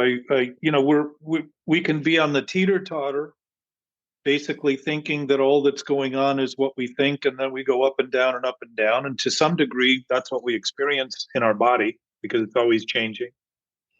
And my experience is that I'm not here to be happy about things that aren't. I mean, if I'm happy about serial killers murdering people, and I'm happy about war going on, and I'm happy about people dying because they're eating food that is unhealthy, then something would be wrong with my thinking. My sense is that what we're really here to do, and the book talks over and over again in the beginning of how it works about being honest. Accountability is the point of the steps, responsibility. If what I'm here to do is to be responsive and to develop that ability to respond, then my considerations are probably going to be a lot more accurate than constantly trying to feel good about things that actually bother me. And I found that when I started getting honest, I realized there was a lot happening in the world that I'm not happy about. And that to be happy about things that are disturbing to me would be to laugh at them and discount them as though they're not happening because they're not happening to me, which makes me a player in the whole scheme that is not very effective at actually helping resolve those problems. I'm now becoming another one of the irritants and the antagonists to that. So I don't think happiness at the exclusion of everything, but starting to notice where we are capable, what we are capable of, and fulfilling that can be very satisfying and offer a sense of contentment, despite what's going on that may be disturbing and upsetting. And I know that you have, and we all do, aside from the mythologies and the superstitions and the cultures that we've all adhered to in some way, in every day, some way that we don't think we're actually paying attention to. They're impacting us to the degree that we're busy trying not to be doing what we're doing, rather than starting to respond to the entirety of it and say, wow, I could probably clear house of all this stuff because that stuff is being maintained by what I do, not because it has some permanent place to live and I've given it some place in public storage that it can't escape because I've got the best lock on the unit. It's actually being maintained by my dysfunctional thinking right now and my reactivity in that dysfunctional thinking, rather than my responsiveness and my ability to say, wow, there are some things here. If I start looking broader rather than the immediacy of my own experience, I start noticing some things that aren't that good, but I also notice I can participate at that level too, effectively. And I know that you have some of those things in your. I think my happiness is directly related to my faith that maybe I don't understand. Certainly, I don't understand that superior being is unthinkable. I mean, I cannot grab it. And the ones that said that they know what God wants and all of that, for me, is baloney. So I don't understand God. And whatever happens in my life, if I put a faith that supreme being that I cannot understand or comprehend because it's in a dimension that is out of my reach, that has created me to be happy and joyful, and I have the humility to say, yeah, I am a little speck in the universe and I don't understand the whole thing. It's much easier to to deal with whatever comes my way, regardless of what it is, regardless if it's an actual problem, an illness, a death of somebody that I love, or if it's an imaginary problem of, am I good enough? Am I not good enough? Am I this? Am I that? If I apply humility, that my understanding is very limited, and faith that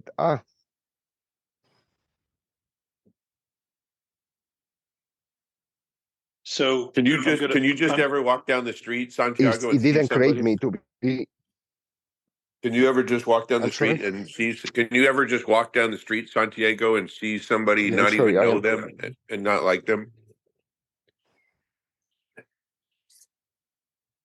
all the time. Yeah. You breathe, Oh. I am. You breathe, you bother me. I like when you said that. Oh my God! I could just my see God. some. I could be walking down the street. I don't even know the person, but I don't like them. Anyway, well, that's what I have for today. So Thanks, Santiago. You're welcome. I got to put my headset back on. I want to pose a couple of thoughts for you during the week. You there?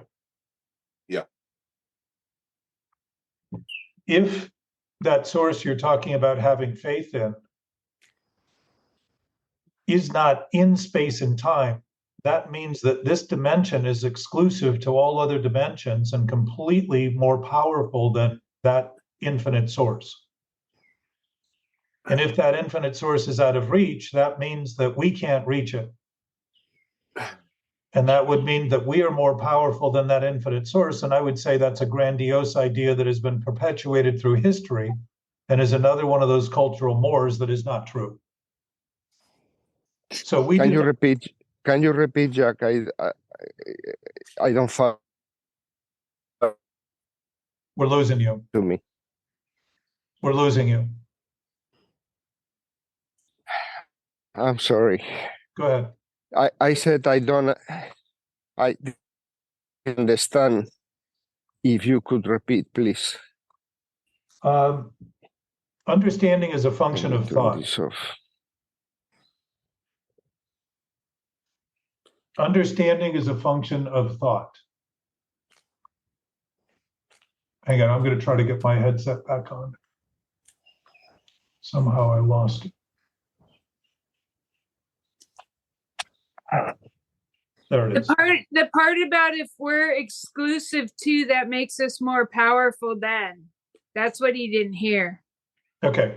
So the idea that I can be apart from something that's all powerful suggests that I have power to be apart from that thing. It's out of reach. If I don't understand it, that means I can't know it. And if we're talking about an omniscient knowing nature, it cannot be anything but our nature if it is in fact infinite and all-knowing.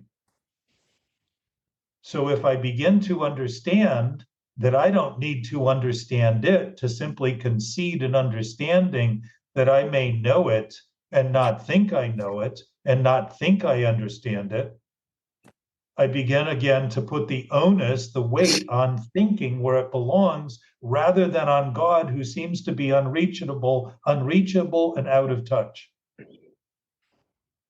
We've thought of it through history that way because God largely has been made in the image and likeness of humans with all of the human traits that we dislike of ourselves: vengefulness, hatefulness, spitefulness, contempt. All of those things are built into the gods that we've created, for the most part, not in all instances.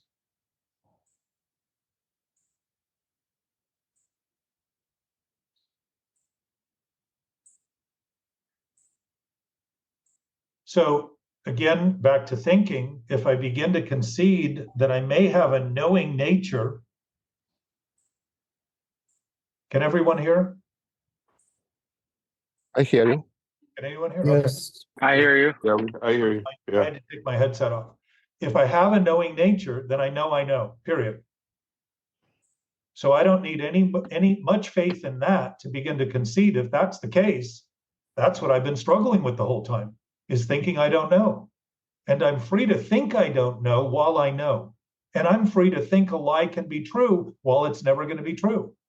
And I'm free to think I'm condemned because I think thoughts are truth and wonder why I feel condemned. I'm free to think that that is something happening by everybody else is condemning me. Everything everyone else thinks and everything that's happening all has to do with that, not the condemned thought that I'm having. I'm free to do that.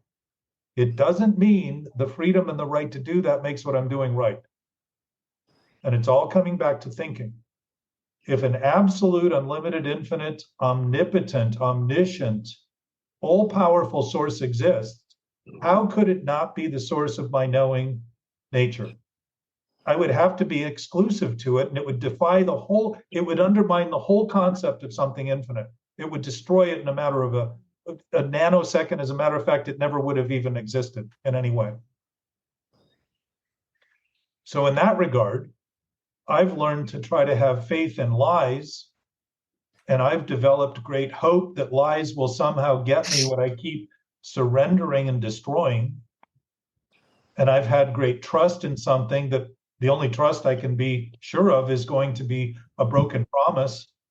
The only trust I'm going to get out of a lie is a promise that's going to come true, and it never comes true. So the ideas I have about trust and faith give me the impression that I need that in something that's absolutely true, rather than beginning to concede that I don't need to do that any more than I don't need to go back through the rudiments of math to wonder how I ended up knowing 2 + 2 is 4. I just use it. I see 4 things. I know, well, if I give you 2, I'm going to have 2 left. Boom. It's not a process of thinking anymore. It's just an absolute state of knowing. And we have that absolute state of knowing in our universe, as our universe. But Jack, my knowing is limited to. No, your thinking, you know, is limited. Yes. Well, your knowing is not limited. Well, in an absolute terms, we are all one, and Yes. we are all part of God, and therefore we have all of those credentials.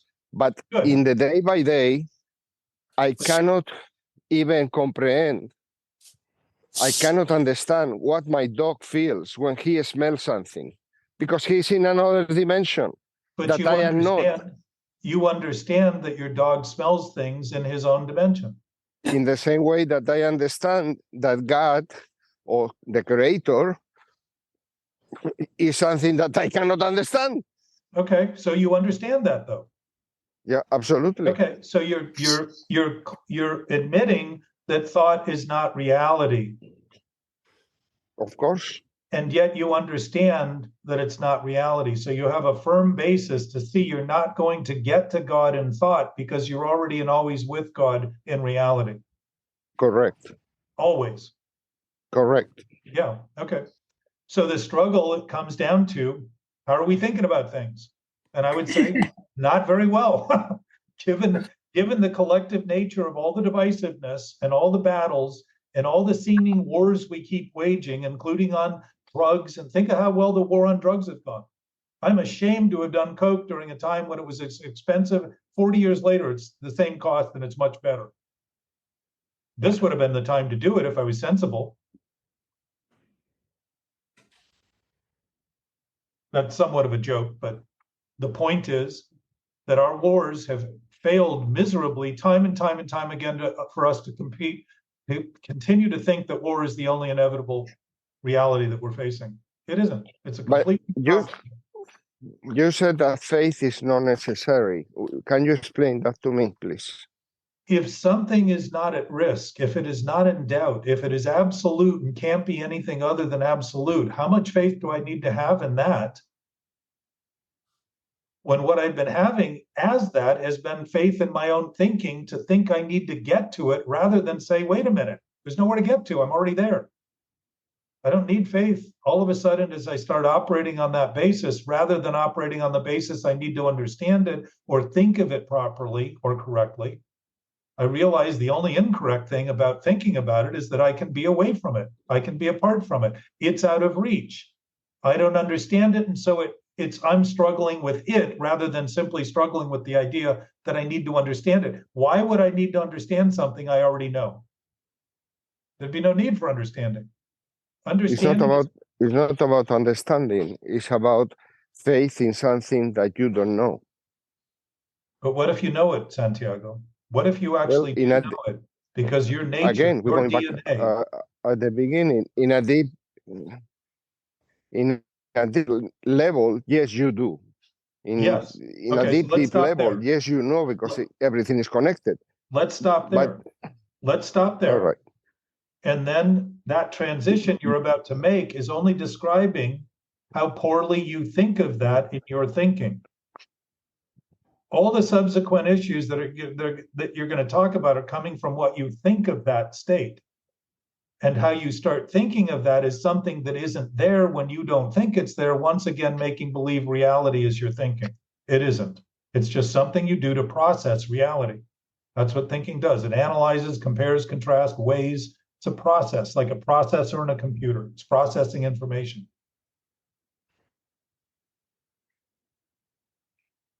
I don't agree. I don't agree with what I you get said, it. and I No, don't. I know. Don't But you do don't agree think that you're on that pendulum. You agree you're on that pendulum, wondering why happiness comes and goes when nothing changes around you. And I'm suggesting it's your own thinking about things that is causing that, not reality or truth. The pendulum is swinging, but that pendulum can only swing if it's on absolutely solid ground.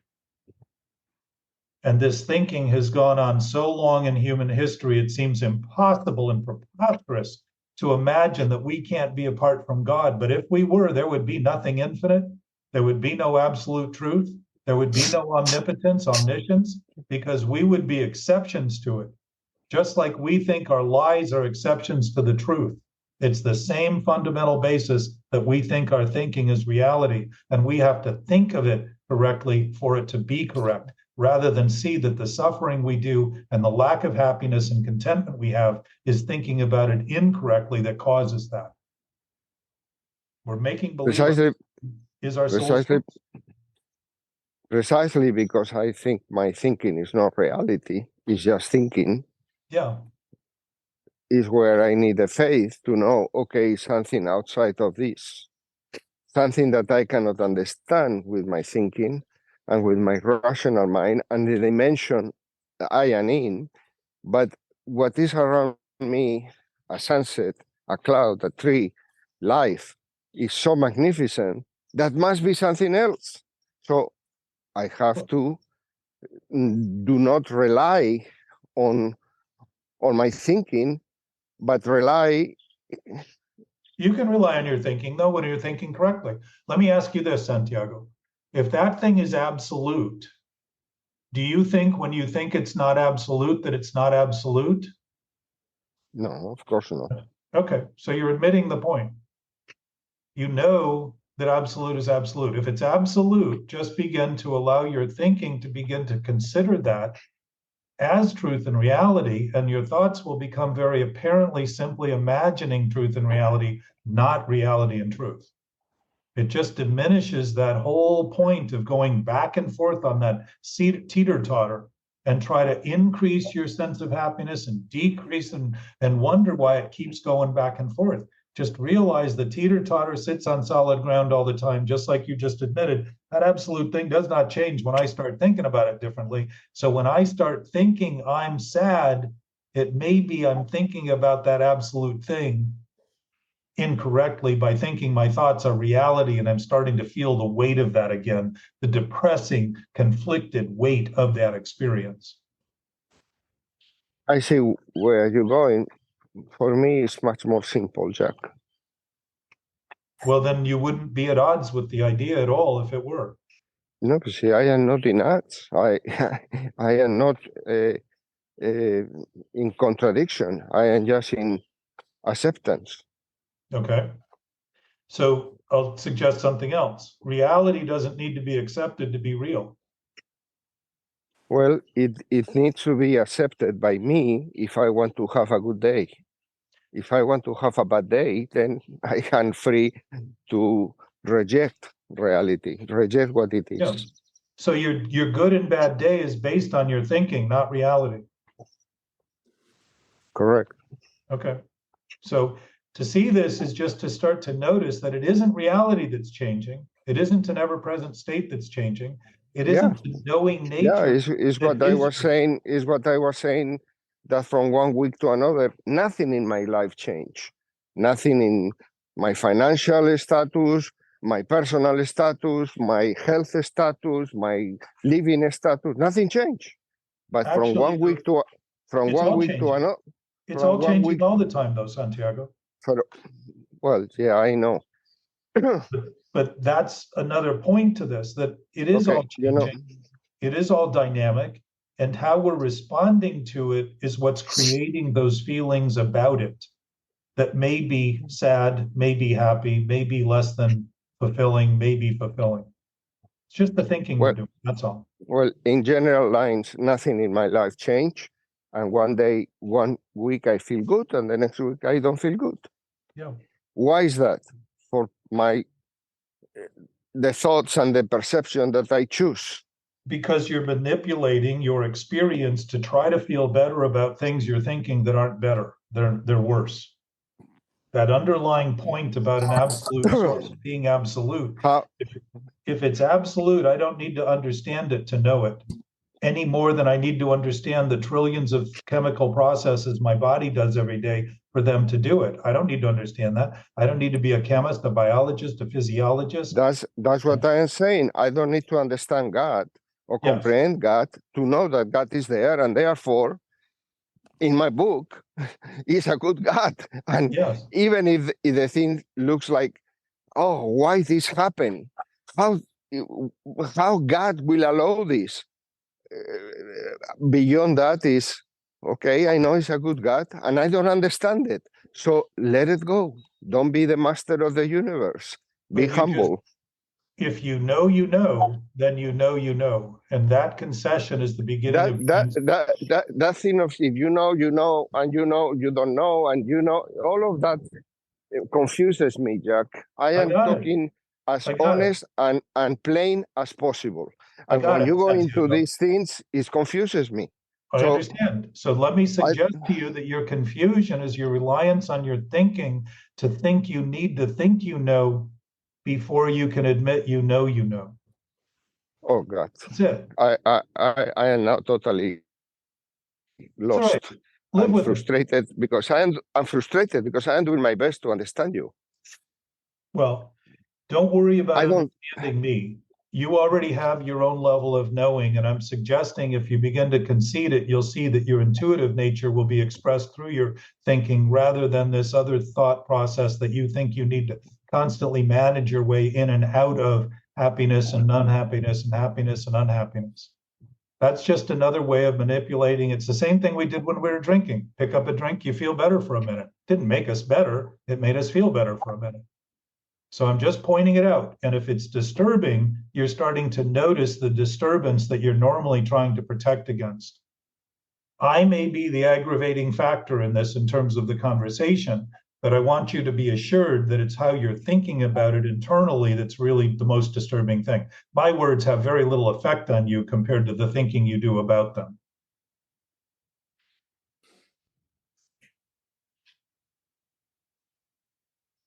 So as we said earlier with Mark, if you're feeling confused, it may be you're feeling confused thoughts, and start to assign the feelings to the thinking rather than think of them as something to get over and feel better. We are denying the thought that's causing those feelings. Those feelings are effects of thoughts. If you're confused, consider that you're thinking confused thoughts. That's it. Don't have to agree. You don't have to believe in it. You don't have to have faith in it. Just for the same reason, maybe I am confused because you are confusing me. Yes.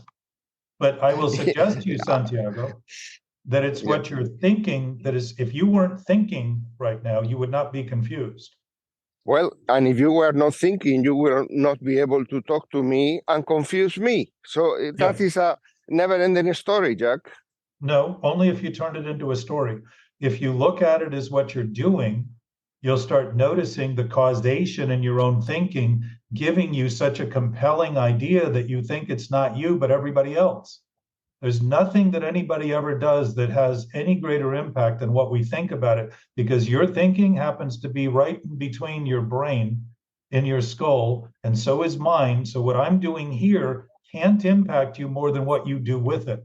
It's the thinking about the thinking, which was one of the quotes that Gabe sent earlier that came from the Greek philosophers from, let me see if I can find it really quickly. They said something to the effect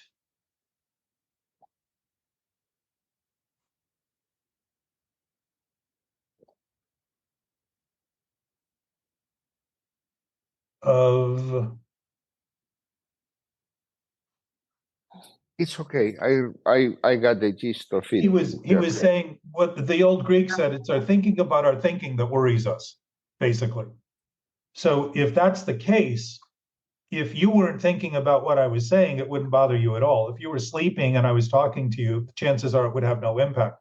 To begin to notice that is to begin to actually become responsive and response-able to what we're doing in relation to this relationship we have to everything that's happening, everything we're relating to, rather than just think of it as this limited ideas we have about our life and our place and our this and our that, and see that we're actually being affected by it all. It's not some small thing, it's all of it. And to think of Jack, it is Jack, Jack, the same thing can be said about what you are talking about. I hope so. We come here to give our best shot to help ourselves and help others. I am Yeah. just telling you things that that's happening to me right now, and that's it, man. Trying to be of service to me and my fellow humans. So this isn't an ask that you agree, and it isn't an ask that you concede. I'm simply suggesting if you begin to consider some of this, you might notice a shift in the thinking you do and a shift in your awareness of your already existing awareness. That's all. Well, I'm not I telling will. it to you because I'm right. I'm telling it to you because I'm saying it, because if you are willing and you look, you may see something that you're not seeing right now. That's all. I'm just a voice. I'm just sharing my own experience. It's limited. It's not complete. It's not whole. My being. What do you mean it's not complete? You were saying that you are everything. That No, you know everything. I said that I know. And that is a perfect piece that gives me a basis to know when I'm not thinking correctly, because I notice the disturbances because of that knowing. It doesn't mean that I know every tidbit of information. What I know is that everything that's happening is happening. I don't need to know all the details to know that, any more than I need to understand the chemistry of my body for it to be right now doing what it's doing. There's plenty Exactly. That's what I was saying about God. I don't need to understand God to have to know that everything is okay. And I call that faith. And you were arguing that faith is not necessary. And I didn't understand why you said that faith is not necessary. I'm suggesting that we've had faith in thoughts that aren't true for so long and think that more and more faith is required. But that's not what I'm talking about. What I I'm think talking it is about. to a degrey. I think it is to a degree. Because well, if you consider. If you consider God a thought, then yes. But I don't know. Maybe it's my English and I am not getting through. No. But I don't think it's your English. And God is in another dimension. Do you think I don't understand. Debatable? Let me finish God 1 second, please. Do you think God is diminished when I think less about God? Why are you telling me what I think about God? You're telling me you think. I'm asking you, do you think God is diminished? Do you shut up for a second, Jack, and let me finish one thought, and then you can talk about the thought instead of talking about little pieces of the thought. May I? I'll leave that to you. Okay. If God is in another dimension that I cannot understand, at what point I'm going to come to the conclusion that he's a good God? And therefore, I have to feel secure and fine that everything is going to be okay, even if it doesn't look today from my point of view that way. That is connected to faith. And I was reacting when you told me faith is not necessary. I don't understand why faith is not necessary. I know, because you're And then struggling. no, let me finish. And you respond, because when you know absolute, you know everything. Yes, in an absolute terms, in my connection with the entire creation, yes, I know. But in this experience of Santiago, in this human body, no, I don't know anything. I don't know everything. I know a little bit. And therefore I need faith. And you said, I don't need faith. I don't understand that, Jack, and I would like you to explain it to me. Well, I did explain it once today, I believe. But if something is absolute, it means it does not change. That means I don't need any faith in it for it to be, and whether I have faith or not, it doesn't change. It's absolute, and it must How be. do you know it's absolute? Well, I'm just going out on a limb and suggesting that if we're so confident in everything being finite and don't notice that something must be beyond finite for finite to be finite, So that is we may have faith. missed the point. So that is faith. That is faith. Could be. Okay, well, then we are talking about the same thing with different terms. Well, Yeah. the difference is, Santiago, if I have faith in math once and I learn it, I don't have. No. Let's not talk about math. Let's talk about the absolute or God. Okay, so I don't have to have faith in God to know God exists. I don't have to have faith. If I know, and I begin to concede that I know, because I know, to think that I don't know would be to discount the potential that God is infinite and God is absolute and God has no exceptions. But it's how you know without faith? How do you know without faith? If the knowing nature of God is knowing, we all know. And it doesn't require if faith. If the knowing nature of God is knowing, we all know. That is privilege. Santiago, do you know? Do you exist? I am not sure. Maybe I am a flicker of the imagination of a demon. Who knows? Yes. Well, that may be what this is just a conscious experience we're having about ideas that seem to have taken form within the context of reality. But a dimension that God is in can't be one that we're not in if we are connected to the dimensions were created by humans, not an absolute source. So I would suggest that if it takes any faith at all, it takes the momentary faith of realizing that the absolute nature is never divisible, it's never negotiable, it's never optional. And yet I can think it is, and again, put the problem and the onus of my experience and my feelings based on my thinking about it wrongly, not about it being wrong or gone or out of reach or out of touch or unknown. I don't need to understand that I know what I know for my body to be doing everything it's doing that I don't understand. And yet I know that it's doing everything that it's doing. So I, in fact, do know without having to understand all of the seeming complexities that seem to be so prevalent in human understanding, when everything right now is doing everything it's doing everywhere that anything is happening right now. I know that. So I know now everything that's happening. It's a lot simpler to come from simplicity than to talk about it as a reduction of thinking down to the point where you feel better about it and not notice that maybe what you're feeling better about is still not thinking very clearly. Yeah, but in that example that you put, that is very good, that I don't need to have faith in the functions of my body because it's obvious that my body is functioning. That is not what I am talking about, Jack. What I am talking about, metaphors. What I am talking. Let me finish. Let me think. Yeah. I understand. I understand, and I want to give you another metaphor. If my body is producing cancer cells that are going to kill me, it's true that I don't need to understand that or see the cancer cell.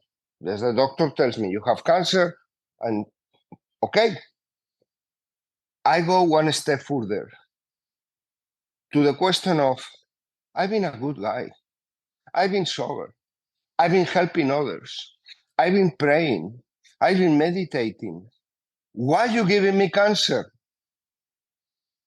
To that question, the only thing you can apply is, in my opinion, in my experience, is God knows better. I don't understand God, and therefore I'm gonna have faith that regardless of cancer or whatever is going on that I don't need to understand, everything is gonna be fine. I don't know if the metaphor works, but that's what I was trying to express. First of all, it would suggest God gave it to you when in fact all possibility is possible for everybody, which includes everything that happens. So we've already got everything. If an infinite source is everything, then we've already got everything. And to think of it as something that we're given is to think of God as something that can be taking. And if it's infinite, that's impossible. Because God can't give and take. That would be a relative. There again is a human God doing and not doing for us and to us things that we're actually causing. What largely we suffer from on earth is not nature, but the unnatural tendencies we've had to eat poorly, eat toxins, breathe toxins, create toxins, and suffer from those toxins. That isn't God doing that. That's giving the ultimate. You are going in that. Yeah, I understand what you're saying, but that is your response is tangential, because that was an example. Don't get me literally in oh, God give me this. No, the desperation of something that you don't understand why it's happening. Of course you know. You do understand why it's happening because it's happening. Okay, well, so to think I think my experience tells me that I need faith, and you're saying no, you don't need faith. From you.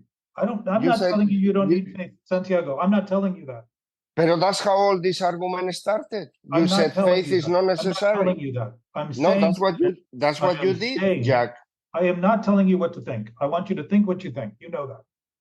You're free to think what you think. I repeat that on here 100 times. You're free to think what you think. You choose what you think. You want what you think. That's your business. I said that earlier. You think the way you think about what I think. That's your business.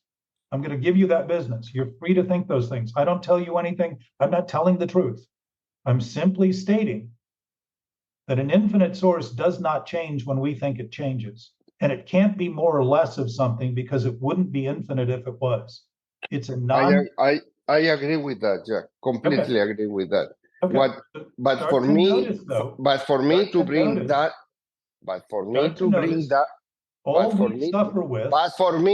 that in my daily life, I need to have faith. That was my point. And I understood that you said you don't need faith. It's not a matter of faith. But I'm going to suggest, Santiago, I have faith in the good days. In the bad days, I don't. When you have faith, you're having faith in your thinking, not God, because God doesn't require your faith to exist. I agree. But having that faith or not having that faith, it will change my day. That's only changing your thinking about your day. That's all. Yeah, exactly. So it doesn't change the basis. And if you begin to consider that your basis is always clear, you're going to start seeing that your thinking is giving you direct information about the dysfunctional thoughts you're having and the irrational thoughts you're having in relation to that absolute source. It's not going to be a fight, and you don't have to have more faith in the thoughts to overcome them unless you're trying to foster the addiction of thinking about thinking. They will dissolve, literally dissolve, because there is no more problem than you make in your own thinking. It doesn't exist in reality and truth at all. Healing would be much more normal to the description you gave about the disease than the disease have become normal to our thinking. We think disease is normal and healing's a miracle. Healing's the natural state of our being nature and the natural state of nature. Look at what we've done to destroy nature and look at those areas that have been hurt, and the nature is coming right back full force, correcting itself. It's just correcting and continuing to provide exactly what it provides. That is our nature. If we're willing to admit that is our nature, and simply begin to realize that we've always been living on that premise. And the only thing we've been drinking over and depressed over is thinking we're not.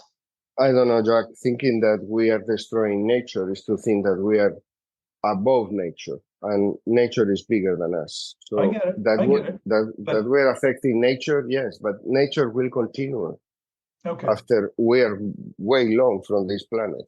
That's what I'm pointing this out. We have heard it, and where we heard it, it continues to maintain itself. Chernobyl is being overgrown, and the buildings are being taken over from that radioactive impact. We're not designed to live with radioactivity that way.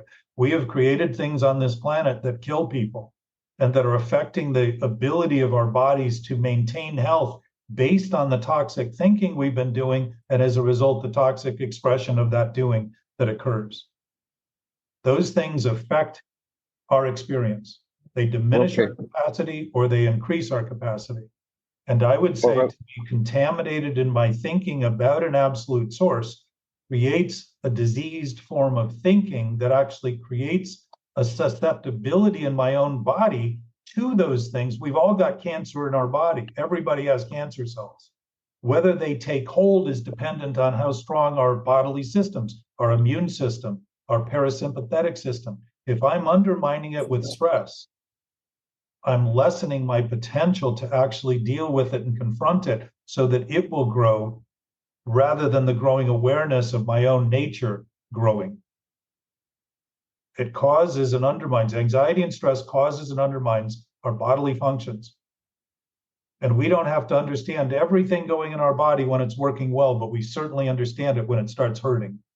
And when it's hurting, it's telling us something's wrong. So the conflicts in our thinking are also doing the exact same thing, because we have a perfect roadmap to begin to notice that if I'm struggling with something, it's something I'm thinking about that's a struggle that I'm struggling with, not reality and truth. It's a fully induced, self-seeming centered problem. Not God inflicting it, not God giving it, not God taking it. So the challenge I'm offering is to notice that we have great faith in our thinking, and much of what we have faith in that thinking are the ideas we have about God that are not true. But Jack, if God is everything, obviously he gives and he takes, or she gives and she takes. Nothing happens without God's permission, because it is absolute or is not absolute. What is changed? What is no? Let me finish. Let me finish. What is changed is not what God gives or doesn't give. What changed is how I interpret for my daily life what's happening, and I see it as something that God takes or something that God gives. Cancer and death can be perceived as a very bad thing, or can be perceived as a very good thing. But yes, life and death is something that God gives. No, he gives them Do you both. agree? We get both. Yes. They're both simultaneous. Correct. One leads to the other. They're not optional, and they're not exceptional. They're just natural in this cycle that we're doing. So God's gift. I would suggest, Santiago, if God is infinite, we already have everything. We're not given everything. We just already have everything. Kind of like light speed is always at light speed. It isn't approaching light speed. It isn't slower than light. It just is light speed all the time. This ever-present nature is always our nature, and it is where we are. And we don't think of it that way because we think of God like we think of humans, something that gives and takes. That means that all of a sudden it's deciding for us what we've actually decided to cause. Well, that is our interpretation. Because that would be holding God responsible for the thinking I'm doing, rather than recognizing I've been freely given the chance to choose whatever I want to think. And that's what God gave, because an infinite source certainly doesn't condemn, and it's what I'm doing that's causing these things. And it is what I am willing to undo that can potentially uncause those things. Agree. Okay, so part of this could be written off to semantics. The fact that the conversation can get a little bit tense is an indication that we're talking about things that are important to us. Our own insistence on our positions is some indication that we have a sense of value in this conversation. This conversation, in my experience, isn't held often enough to be able to deal with it in ways that allow us the consideration of other ideas that may seem preposterous at first, and the chance just to live with them.